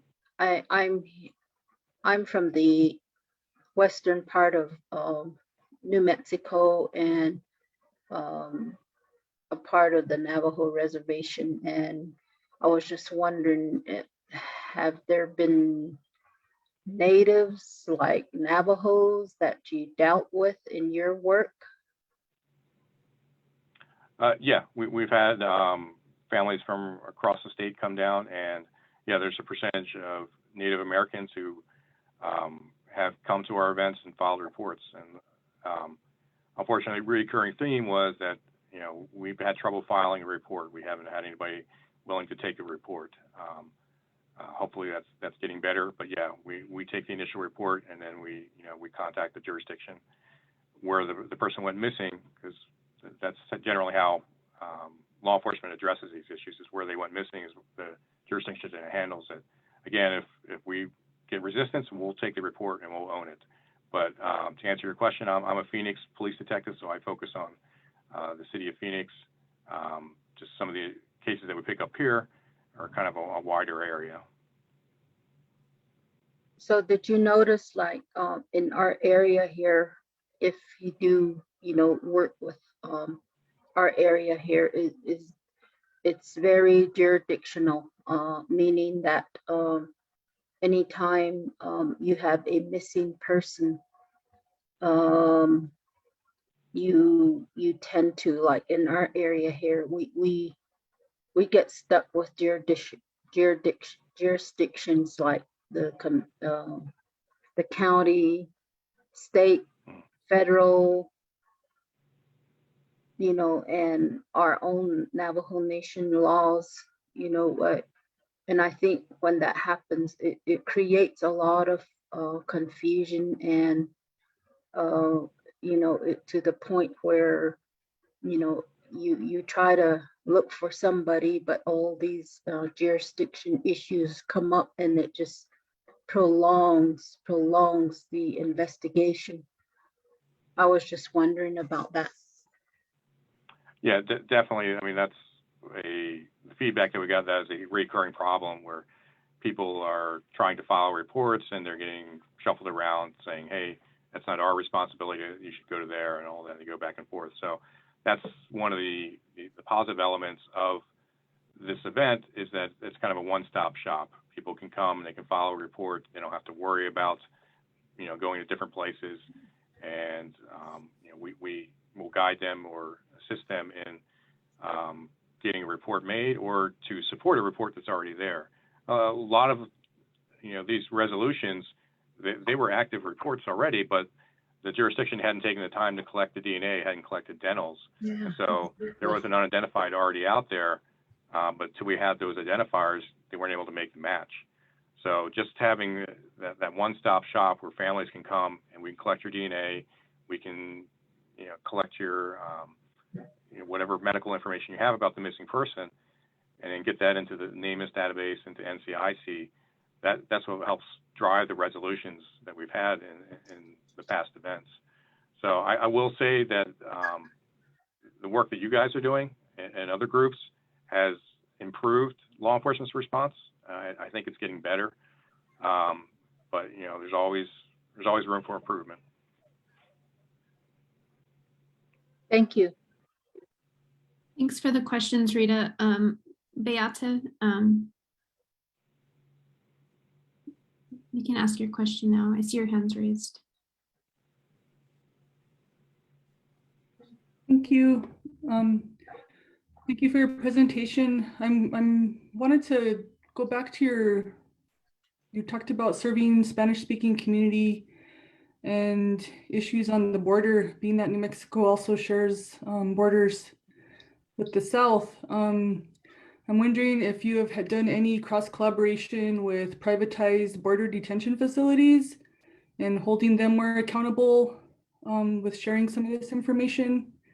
And just like if the families that were filing missing reports, is there some kind of cross-checking of that information with these facilities or departments looking into disappearances of families from these places or children?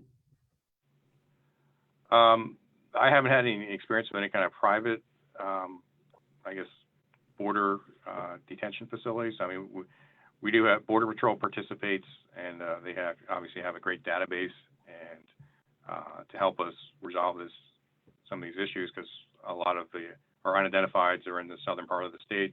They're related to border crossing issues. So they've been a good partner in all of this.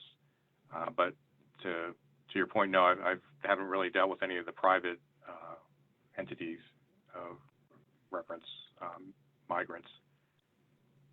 So the information that you're collecting at these events is not being checked with the information of people being housed in these facilities?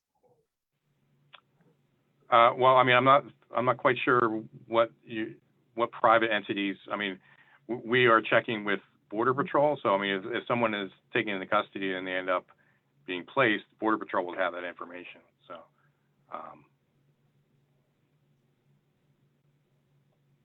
I'm not sure if I'm answering your question.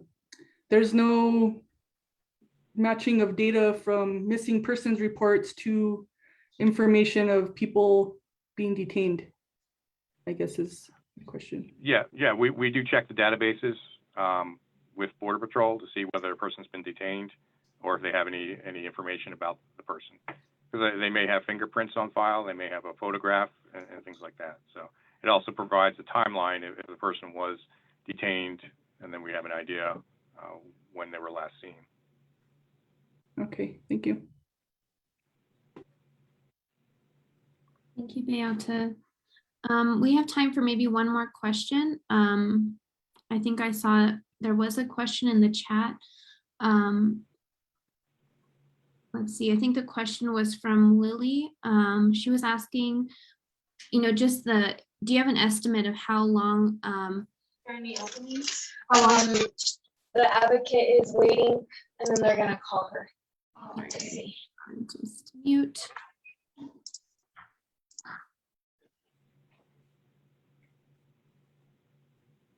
Okay, sorry, there was a question in the chat. Do you have an estimate of how much staff time it will take to do the 20+ reports from the missing persons day? So some of the follow-up to the day. Yeah, it's an investment of time. the initial event is a large percentage of time, but even more after that is the follow-up to, to collect the identifiers, to make sure they're in NCIC, the name is entry, to do follow-up interviews and things like that. Unfortunately, I don't have an exact hour time, but yeah, it will be an investment of time. You have to be committed to it. If you're going to do this, again, you have to be able to say, hey, we're going to go all in on this, and we're going to not, let these families down again.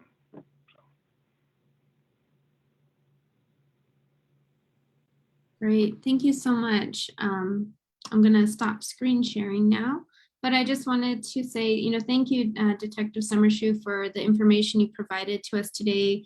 Again, thank you to Mesky for coordinating this and putting us in touch with you. I think as with the last presentation, we'll likely have follow-up and maybe reaching out. So I appreciate you sharing your contact information. I appreciate your time very much. And we don't have a formal break in our agenda, but if folks need to take a break, you're welcome to step away, and we will just continue with the presentation. And so I want to introduce our next presenters at this time.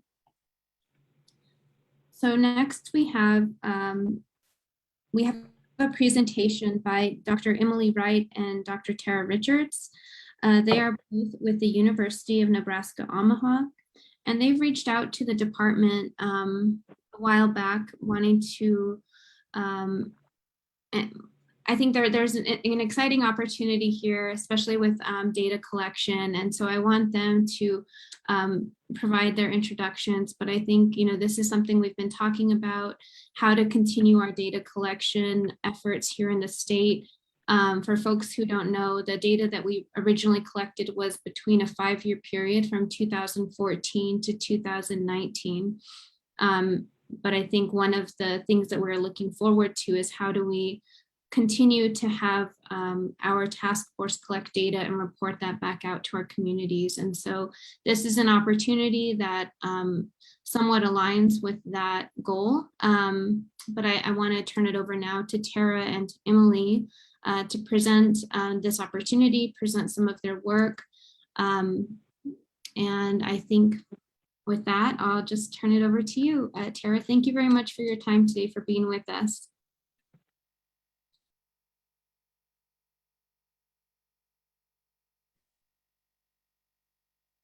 Thank you, Stephanie. We're so excited to be able to talk with you all. Tara, are you in charge of the PowerPoint? How do you want to do this?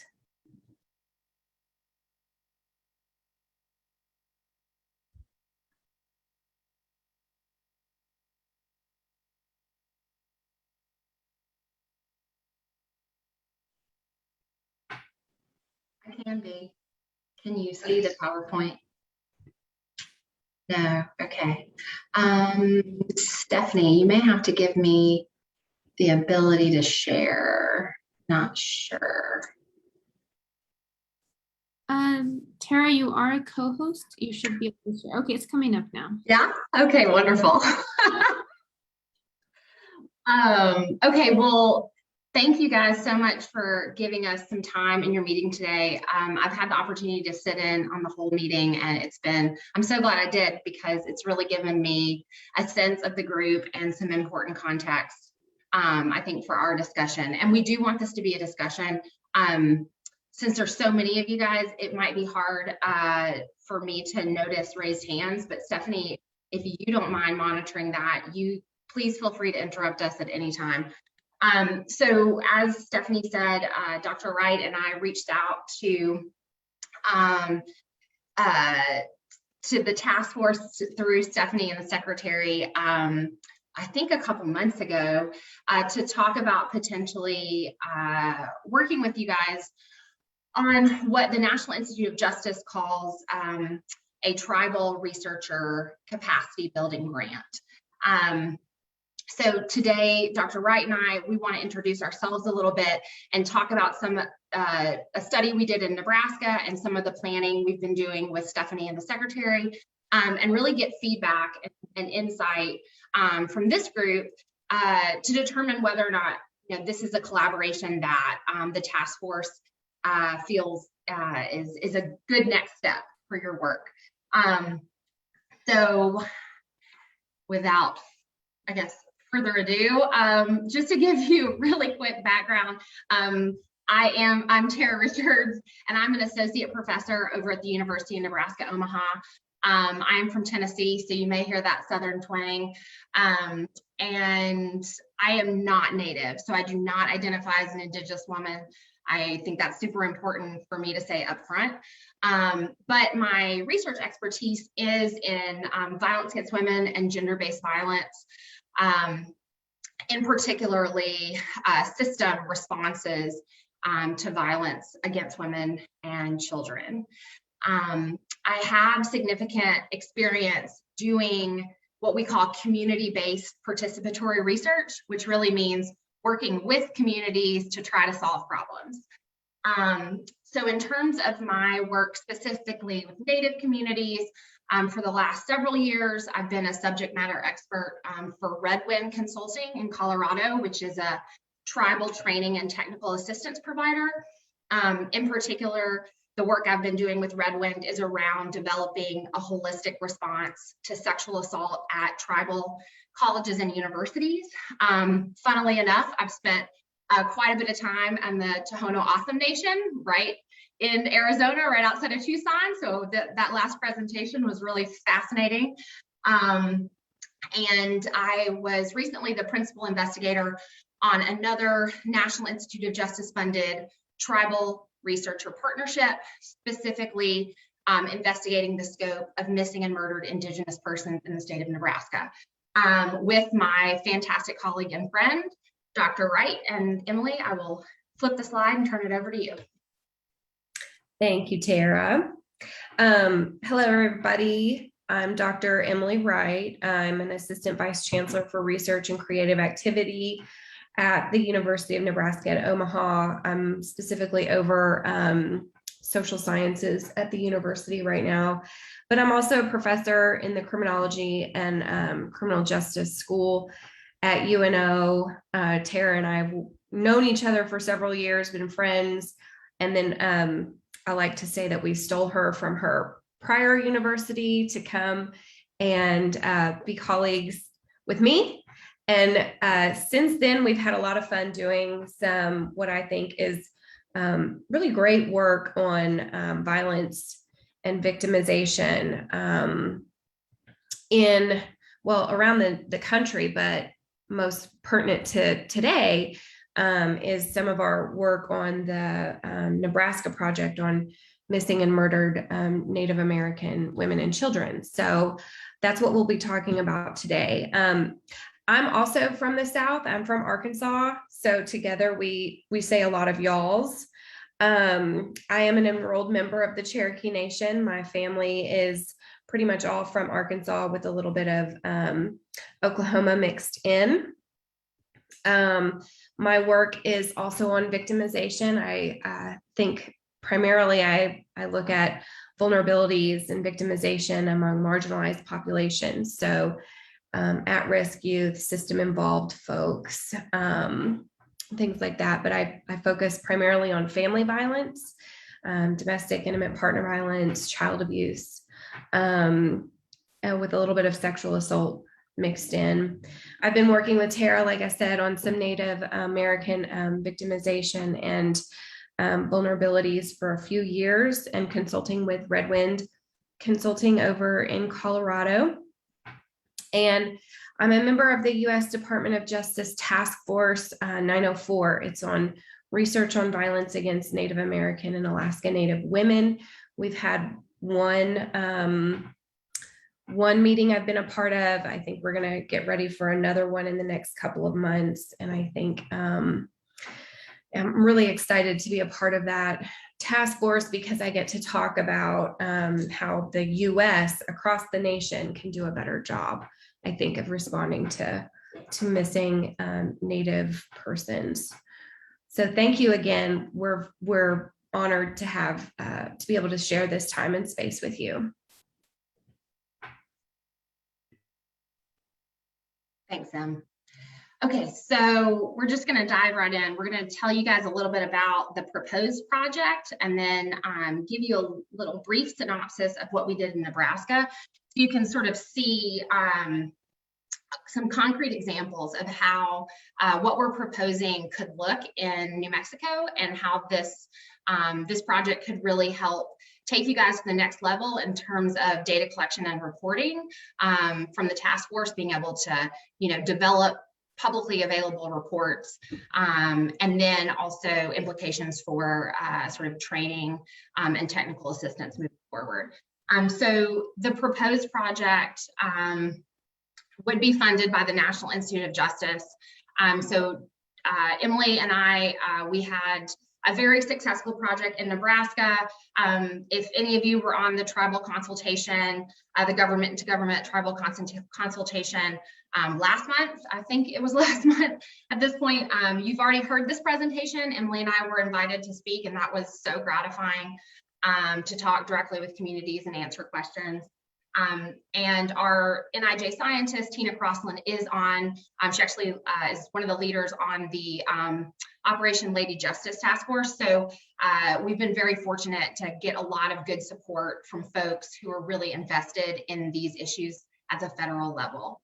So this proposed project would be a new partnership between the New Mexico Indian Affairs Department, you guys, the task force, right? And then Emily and I as researchers at the University of Nebraska, Omaha.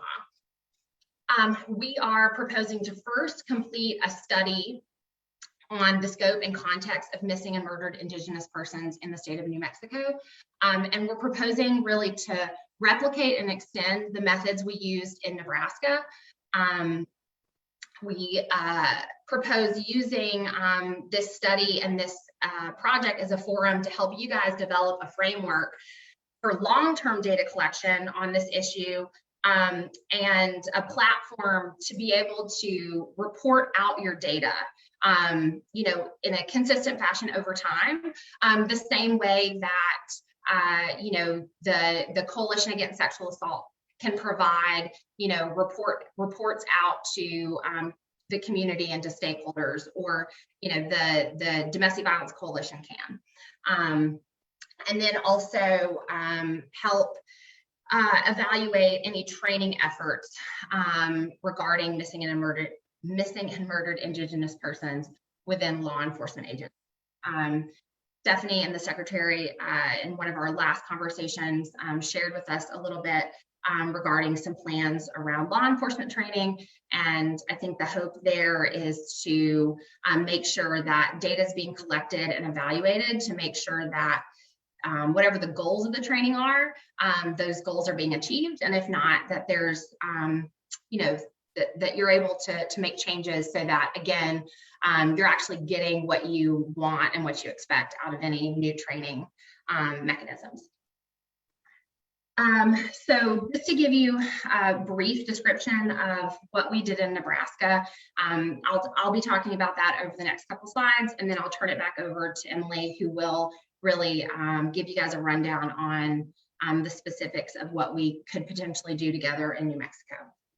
So the legalese, the data that I'm going to present to you was collected with support by the National Institute of Justice.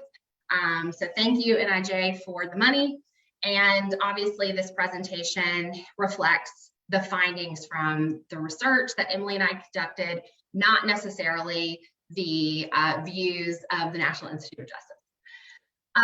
So importantly, in Nebraska, the project stemmed from a legislative bill 154, which mandated, among other things, that the Nebraska State Patrol, our state law enforcement agency, conduct a study on the scope of missing Native American women and children. So it's pretty narrowly defined, right? So women and children. We ended up looking at Native American persons, Emily and I did, but the bill itself mandated this study on Native American women and children. The bill didn't have a funding note, so there was no money given to Nebraska State Patrol to conduct this study. And Nebraska State Patrol doesn't have any researchers to do things like complete a study. So Emily and I reached out to the Nebraska Commission on Indian Affairs, which is our government to government liaison in Nebraska, and the Nebraska State Patrol, and offered to come on to the project just to add research capacity, and applied for some funding from the National Institute of Justice, was awarded the funding, and then Emily and I really were able to lead the research efforts for this study. So the first thing that we had to really determine was how were we going to identify the scope of missing Native American persons in the state? Because as you guys are well aware and has been discussed in many different ways already in this meeting today, the data is difficult. There's no readily available data around missing persons. There's a lot of flaws with the data we have. And missing persons cases are dynamic. So I loved the first presentation that the senator was talking about.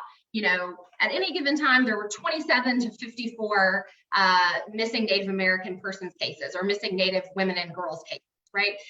So that wasn't just a great example of its dynamic. So at any given time, the number of total missing persons cases and who is missing is different.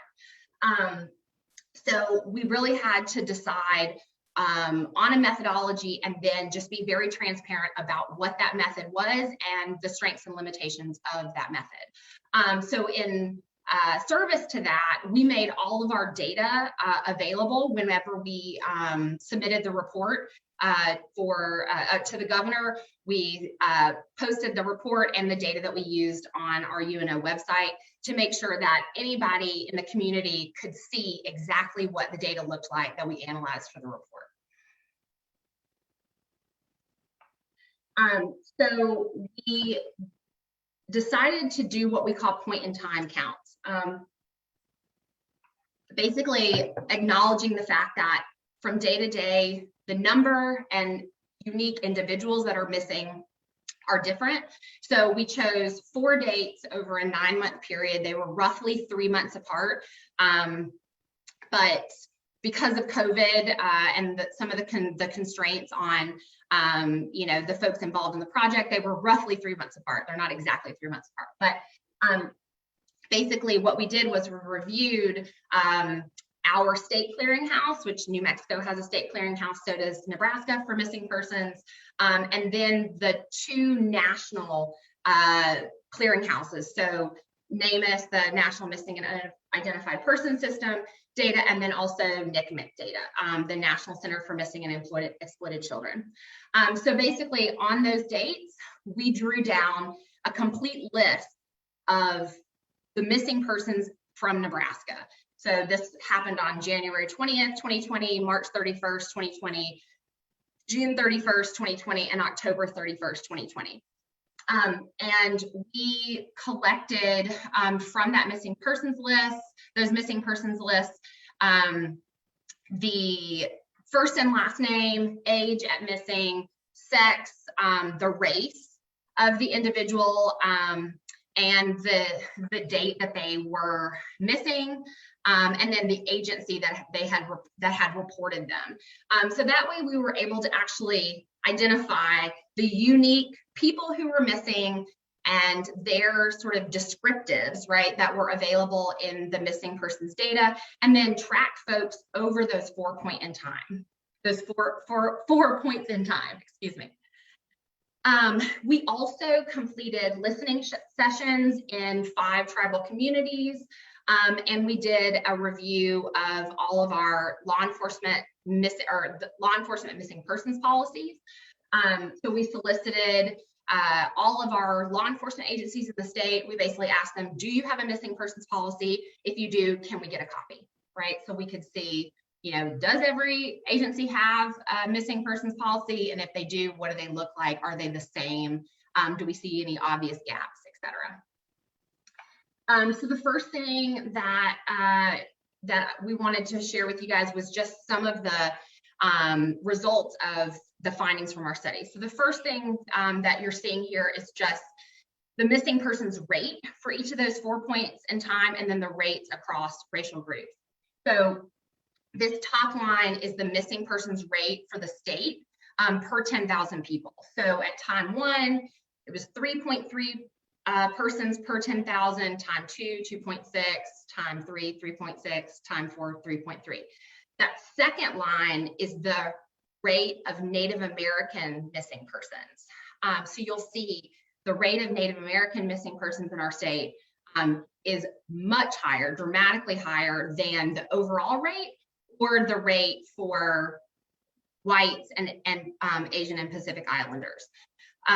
We always want to acknowledge that in Nebraska, as we see in many other states, while the Native American missing persons rate is very high, actually it's our African American community members who are missing at the highest rate, right? They are most disproportionately missing.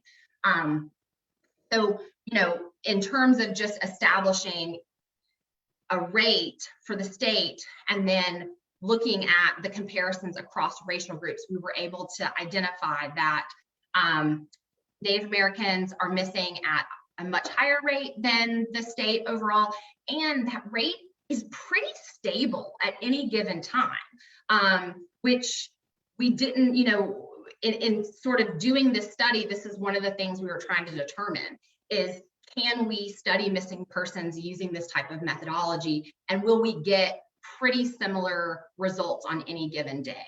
And what we found across our 4-point in time is that, yes, generally we see the same trend. The numbers change a little bit, the percentages change a little bit, but the trends are the same.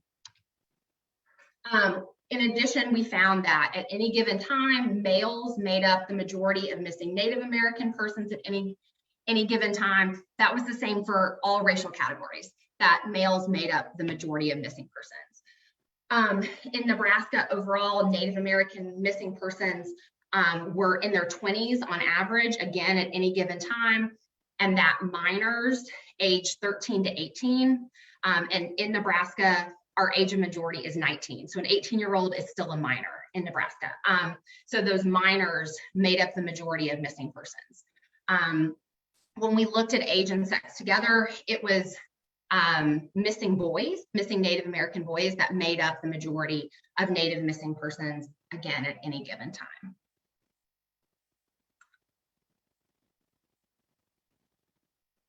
In addition, when we looked at our data over time, most of our Native American missing persons cases were relatively short. And what I mean by that is that folks were missing for less than a year. However, we had cases that spanned anywhere from 0 years, right? They'd been missing for a couple of days, weeks, months, to 28 years. So we absolutely had some cold cases in addition to sort of that average, really dynamic case where someone goes missing and they're found relatively quickly. We also found that in comparison to non-Native cases, more Native American missing persons cases were resolved over our 4 points in time. Now, when we say resolved, we mean the missing persons case was closed, right? We don't know whether it was resolved because the person came home safely or because something more nefarious happened or they died of natural causes. We just know that the case was closed.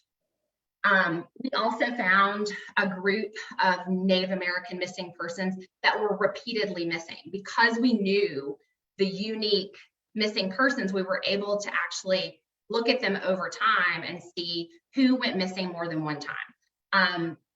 You might guess, because I know many of you are familiar with this issue and these types of data, that the majority of these repeat missing cases were teenagers, right?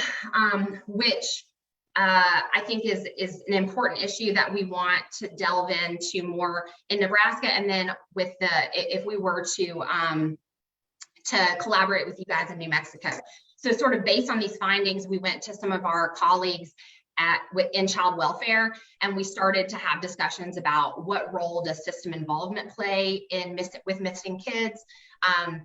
Like in Minnesota, I know this was referenced earlier, in Nebraska, Native American kids are disproportionately likely to be in the foster care system, and they're disproportionately likely to be in the foster care system for neglect. And often neglect is a proxy for poverty, right? It means that the family could potentially benefit from services, and maybe that would resolve the issue as opposed to taking the kiddo out of the home, right? So this idea that we had lots of teenagers that were going missing repeatedly, this directed us to really start thinking about what could this mean in terms of policy implications. Nebraska has a state ICWA law. I know New Mexico is working on a New Mexico ICWA, right? What role could ICWA play for Native American kids that are system involved? We also found that most of our missing persons cases and most of our Native American missing persons cases were only listed on our state missing persons list. Now, one of the strengths of the data collection strategy that we used was we looked at both our state and our national missing persons list, and it allowed us to cross-check and see how many folks were also listed on these national missing persons lists. For folks whose cases were resolved really quickly, you know, it sort of retroactively or sort of looking, you know, in hindsight, maybe it wasn't super important that the case not be listed on a national missing persons data set. But for cases where somebody was potentially missing unintentionally in connection with criminal activity, maybe a child abduction case, having that case not listed on a national data set or on a national database is really important, because while the cases in our Nebraska clearinghouse should also be in NCIC and available for law enforcement officers nationwide, you would have to know that this kiddo or that this person was missing from Nebraska to connect the dots, right? Without putting them on, you know, one of these national missing persons lists. So that was something else that we uncovered, and there's some discussion among the Nebraska Commission on Indian Affairs and whether or not they want to propose some legislation that would require Nebraska law enforcement officers to report to NamUs. There are several states that require law enforcement to report to NamUs. Nebraska is not one of them. So is that potentially something that our state wants to do? That's not a decision for Emily and I to make. As researchers, we just give the stakeholders the data and say, you know, here you go. Now you guys decide, you know, what are the policy implications you know, that you see from this. Another important piece of this project was we talked about having listening sessions. We realized that the data that we were looking at were reported missing persons cases. But as was just discussed in the previous presentation, cases go unreported. And sometimes families try to report and law enforcement doesn't take them seriously, or their case falls through the cracks. We realized that that was going to be an issue. And so at every one of our listening sessions, there was a captain from Nebraska State Patrol that spoke directly to the community and said, if you have a loved one, a friend that's missing, the case hasn't been reported, I am here, I will take the report, I will take it seriously. The Nebraska Commission on Indian Affairs also had a project coordinator there at all the listening sessions that said, please, if you have a loved one, a friend that hasn't been reported, we want to include them in this study. So please, give us this information. And, despite these efforts, we didn't identify any unreported missing persons cases to include in this study. And, and so that hidden number, that hidden figure is just simply unknown. But we do always want to try to identify any unreported cases in a study like this. So we also looked at law enforcement agencies' policies. We found that not all agencies in the state have a missing persons policy, which seemed to sort of be low-hanging fruit. We want every agency to have a policy so that community members know what to expect from the agency, and they have some way to hold agencies accountable if they're not following their policy, right? The first step of that is you need to know what the policy is.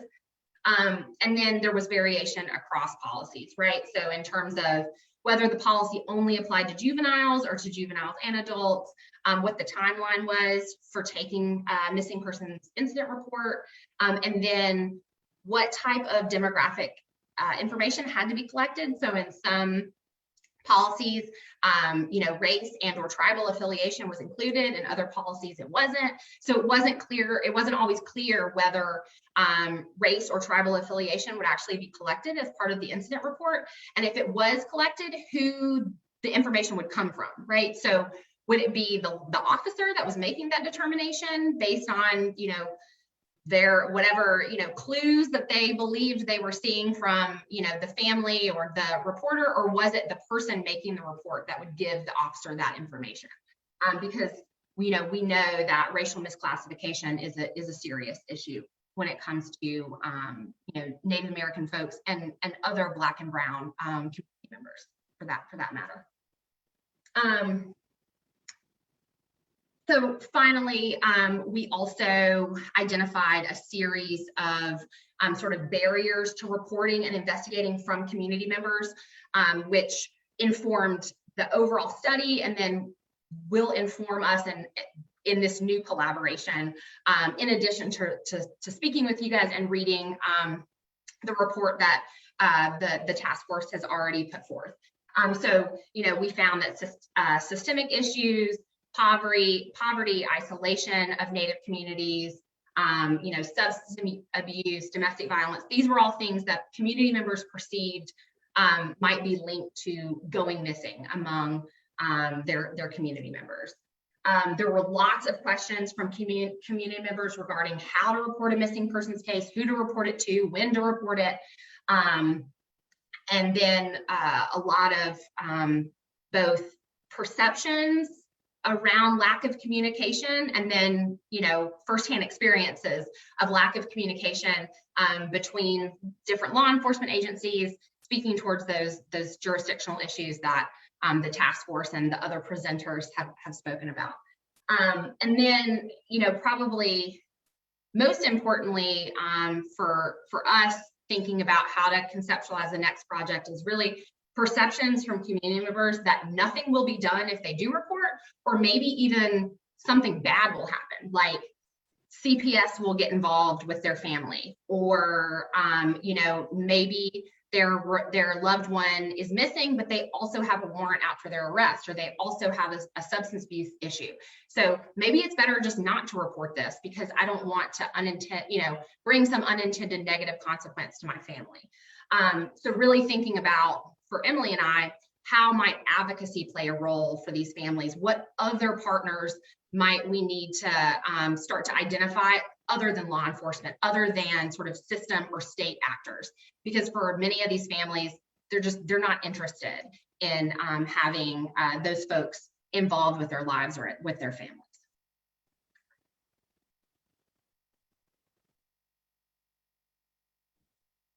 Okay, thank you, Tara. So that was what we did in Nebraska. And as Tara mentioned, we would like to move forward in sort of taking some of what we learned from Nebraska and extending that to a new site. And New Mexico, we would love it to be in New Mexico. Again, this would be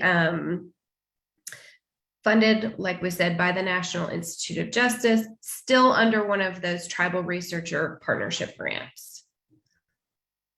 Tara, thank you. So I can't remember, Stephanie, I think you might, I think you said that you sent out our short proposal to the task force members. So hopefully this isn't maybe brand new information, but for the proposed project, we really, in talking with New Mexico, IAD, we've thought up about 3 overall sort of general goals for the proposed project. We want to be really clear though, these goals are we see them as being dependent on tribal feedback and I guess approval. We seek to do work and do research that addresses the questions and pertinent issues that the tribes want to be engaged in, and they have the questions around. So that's really, really important for us. The best and most successful kinds of projects like these are those that really do have a lot of stakeholder support, and that's what we strive for. So we have these 3 goals. The first, and we'll get a little bit more specific into each one of these in just a second. So we've got the goals, and then we've got what we've sort of outlined what we think we could do from a research standpoint. So the first goal would be to examine the scope and context of missing and murdered Indigenous persons in New Mexico. We have, Tara will talk a little bit about how our methodology might be a little different than what y'all did for your task force report a year or 2 ago. The second goal would be to identify the gaps in your current data collection processes, and then come up with some recommendations for improving those data collection processes over the long term.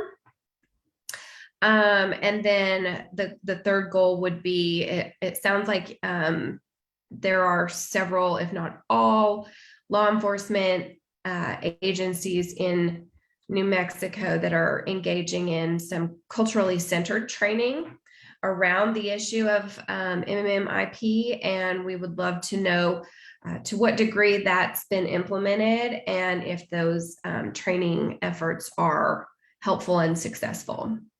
So we'll get into each of the activities in just a second. I think, Tara, you wanted to cover this one, right? Sorry, I'm having trouble unmuting myself. Yes, so Stephanie and I have talked sort of in depth around what the task force has already done with data collection. So I just wanted to sort of make clear what we were proposing to do and how it's different. However, you know, this might, I mean, we're very flexible on a lot of this because, you know, this has been sort of, this design has been created really in consultation with Stephanie and the secretary when, you know, she's been able to give us some feedback, and but not the larger task force members. And we know, you know, that you guys have a data subcommittee, and so, you know, this is a proposal that, you know, is flexible and can potentially change. But what we would like to do is really examine multiple data sources to create multiple point in time counts, because while the task force looked at sort of the overall, you know, number and sort of aggregate descriptives of the total number of missing persons for the state, that doesn't really allow you to look at sort of trends at any given time. So we want to basically replicate the method we used in Nebraska, where we'll look at the state and national level missing persons data. We'll also collaborate with the important stakeholders on the ground to make sure that we're making every effort to identify any unreported cases, so that we can truly look at the scope of missing Native persons at any given time.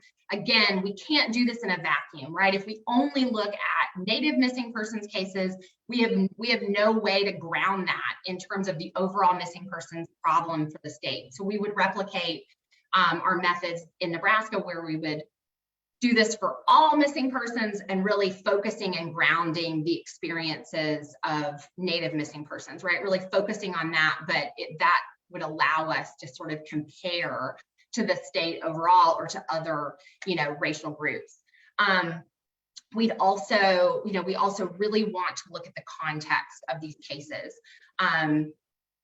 We want to know more about, you know, the connection with, you know, with homicides and other violent deaths. We want to know the role of system involvement for kiddos and teenagers that are missing. And we have been talking with Stephanie about, the potentially the role of cold case units, really trying to identify what are some of the, the differences or the context of cold cases or missing persons that have been missing for a long time, right? Versus those cases that are resolved very quickly, right? Because those could point to really understanding those different cases could point to different, policies and interventions from, both the state legislature as well as community members, right? And different roles of different state agencies and nonprofits to really understand not just the number and the rate of these cases, but what is the context of these cases? What are some of the underlying factors that we can intervene on to try to prevent and resolve these cases? So, quick recap, the way this is different is we would be doing point in time counts that'll allow us to identify the unique folks who are missing, right? And so that we can develop, the rate of unique missing persons over time, instead of just looking at the overall number of missing persons in the state as a whole.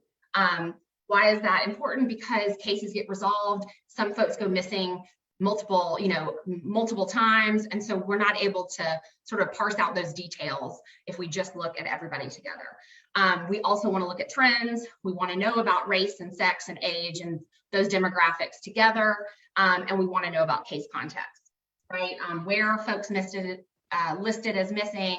Are they being, loaded on these national databases? What about the length of time folks are going missing? What about case resolution? All right, Emily, throwing it back to you. Thank you. So our second goal, like I said, would be to sort of examine your current data collection and figure out ways to improve upon it, especially for long-term success.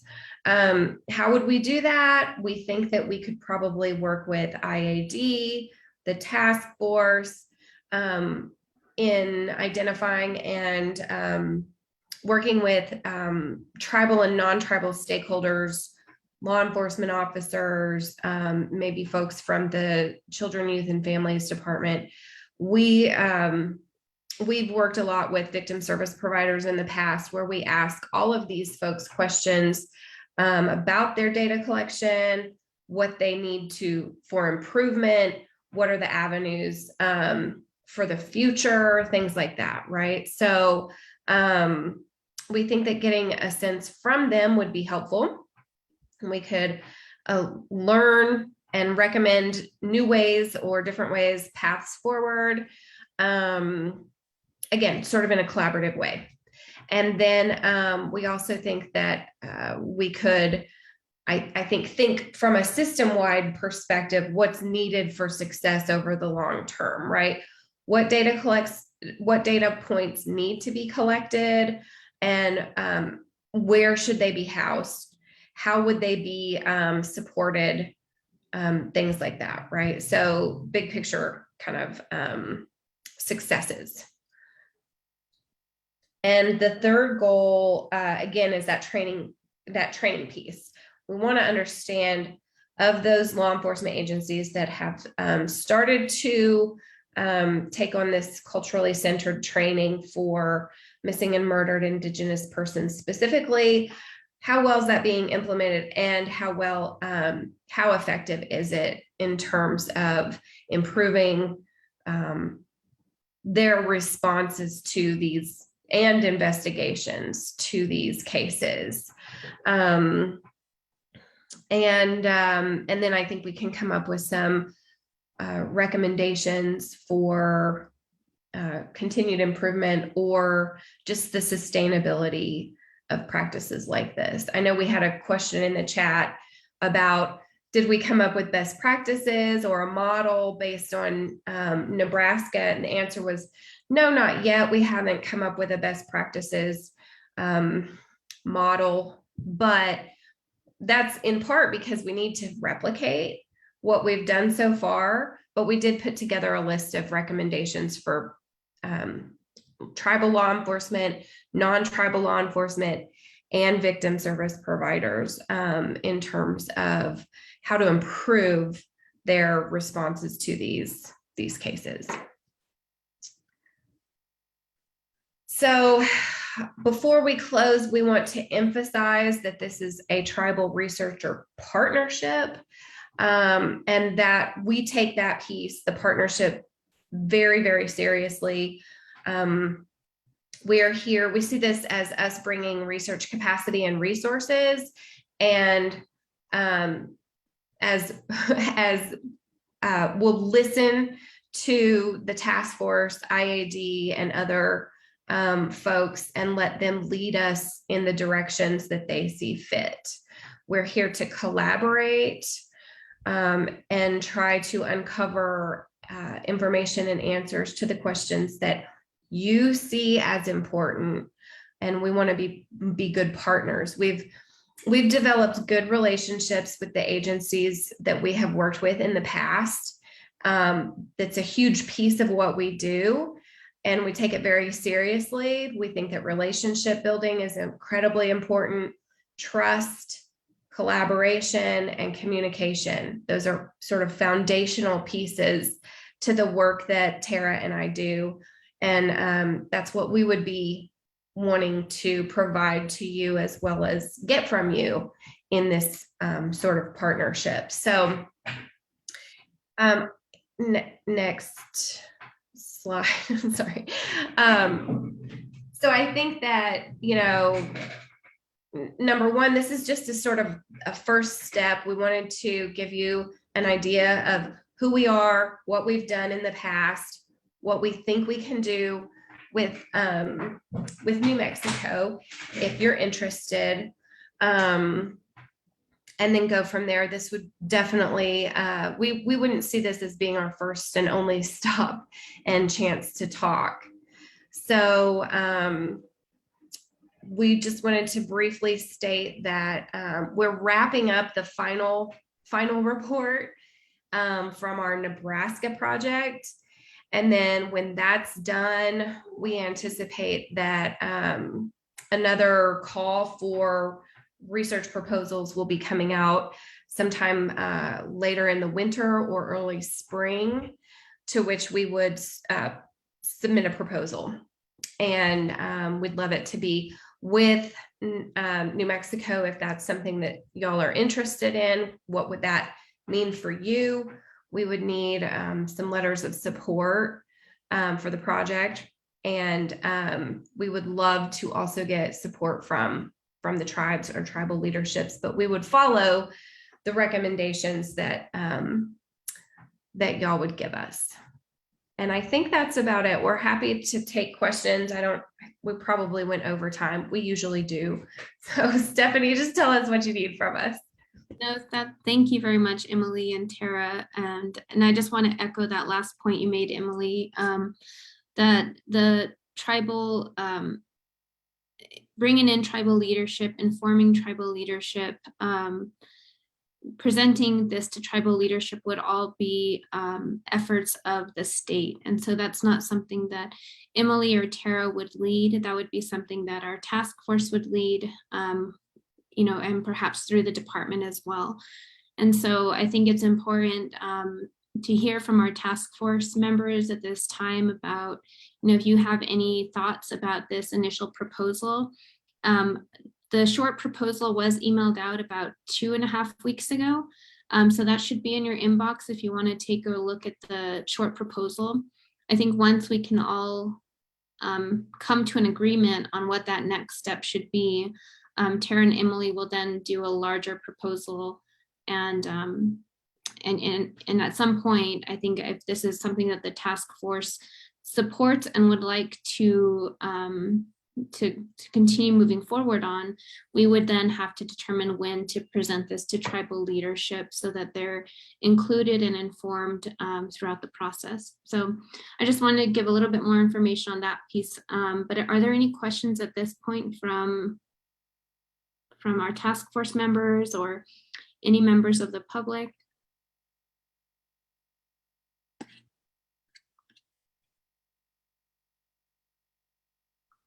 Beata, your hand is still up. I don't know if that was from earlier or if you had another question. Forgot to lower it, sorry. No worries. Go ahead, Jessica, thanks. Yeah, I just have a question kind of about collecting data, and I've had this spewing in my mind from questions that were raised about the on the last Arizona Person's Day. And I'm wondering if, like, when you are collecting data, if you're looking at like different, for instance, the FBI's missing persons report, they oftentimes, you know, our Native people are misclassified and are misclassified as Hispanic, or there's mixed race people. And I'm wondering if you have thought about, you know, how the FBI's report, they don't even have a category for Hispanic people. Hispanic people are listed as an asterisk within the white category. So I guess I'm wondering how you would navigate that, considering that New Mexico has a large, you know, Hispanic population as well as Native population and mixed populations. And with the question that was proposed to the last one, with cross-checking the border facilities and missing persons reports in those facilities.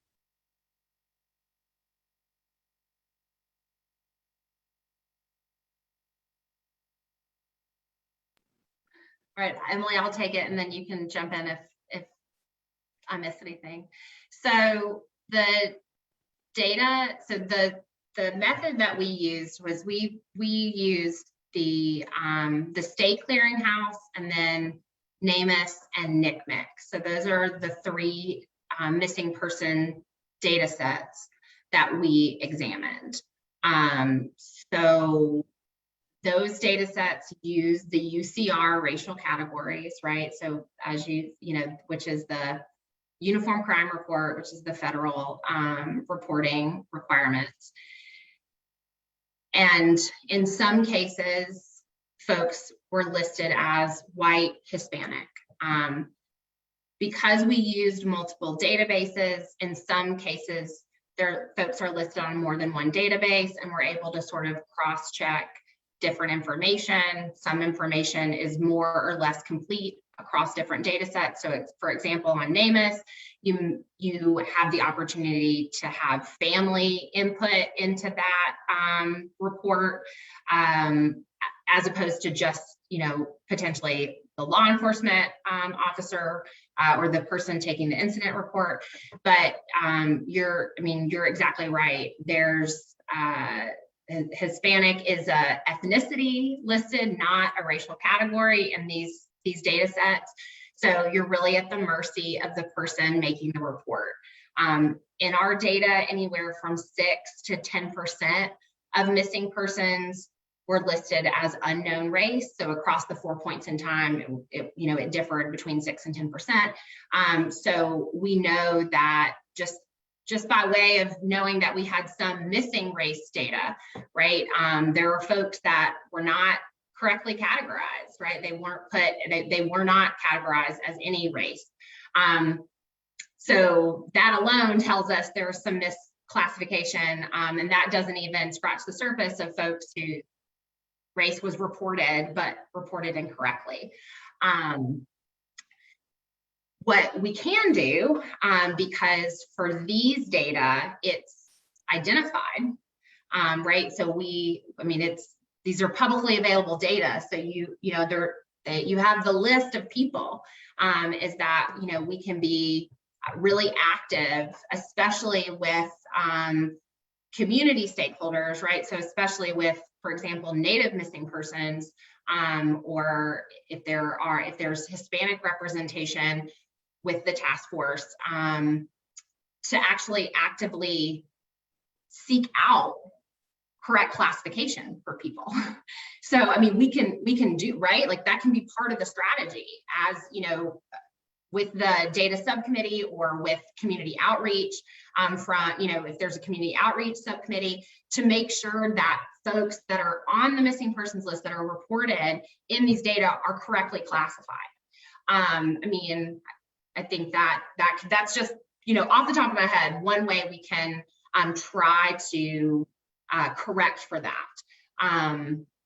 In terms of cross-checking with Border Patrol facilities, that would require some engagement from law enforcement or from these facilities, right? So we would be, you know, so Stephanie, I'm looking at you, wherever you are in here, you know, we've talked about different stakeholders to engage. If that is if those are stakeholders that the task force thinks, you know, should be engaged on this project, we would want to try to actively engage with them around, you know, cross-checking data, then, you know, we should do that, right?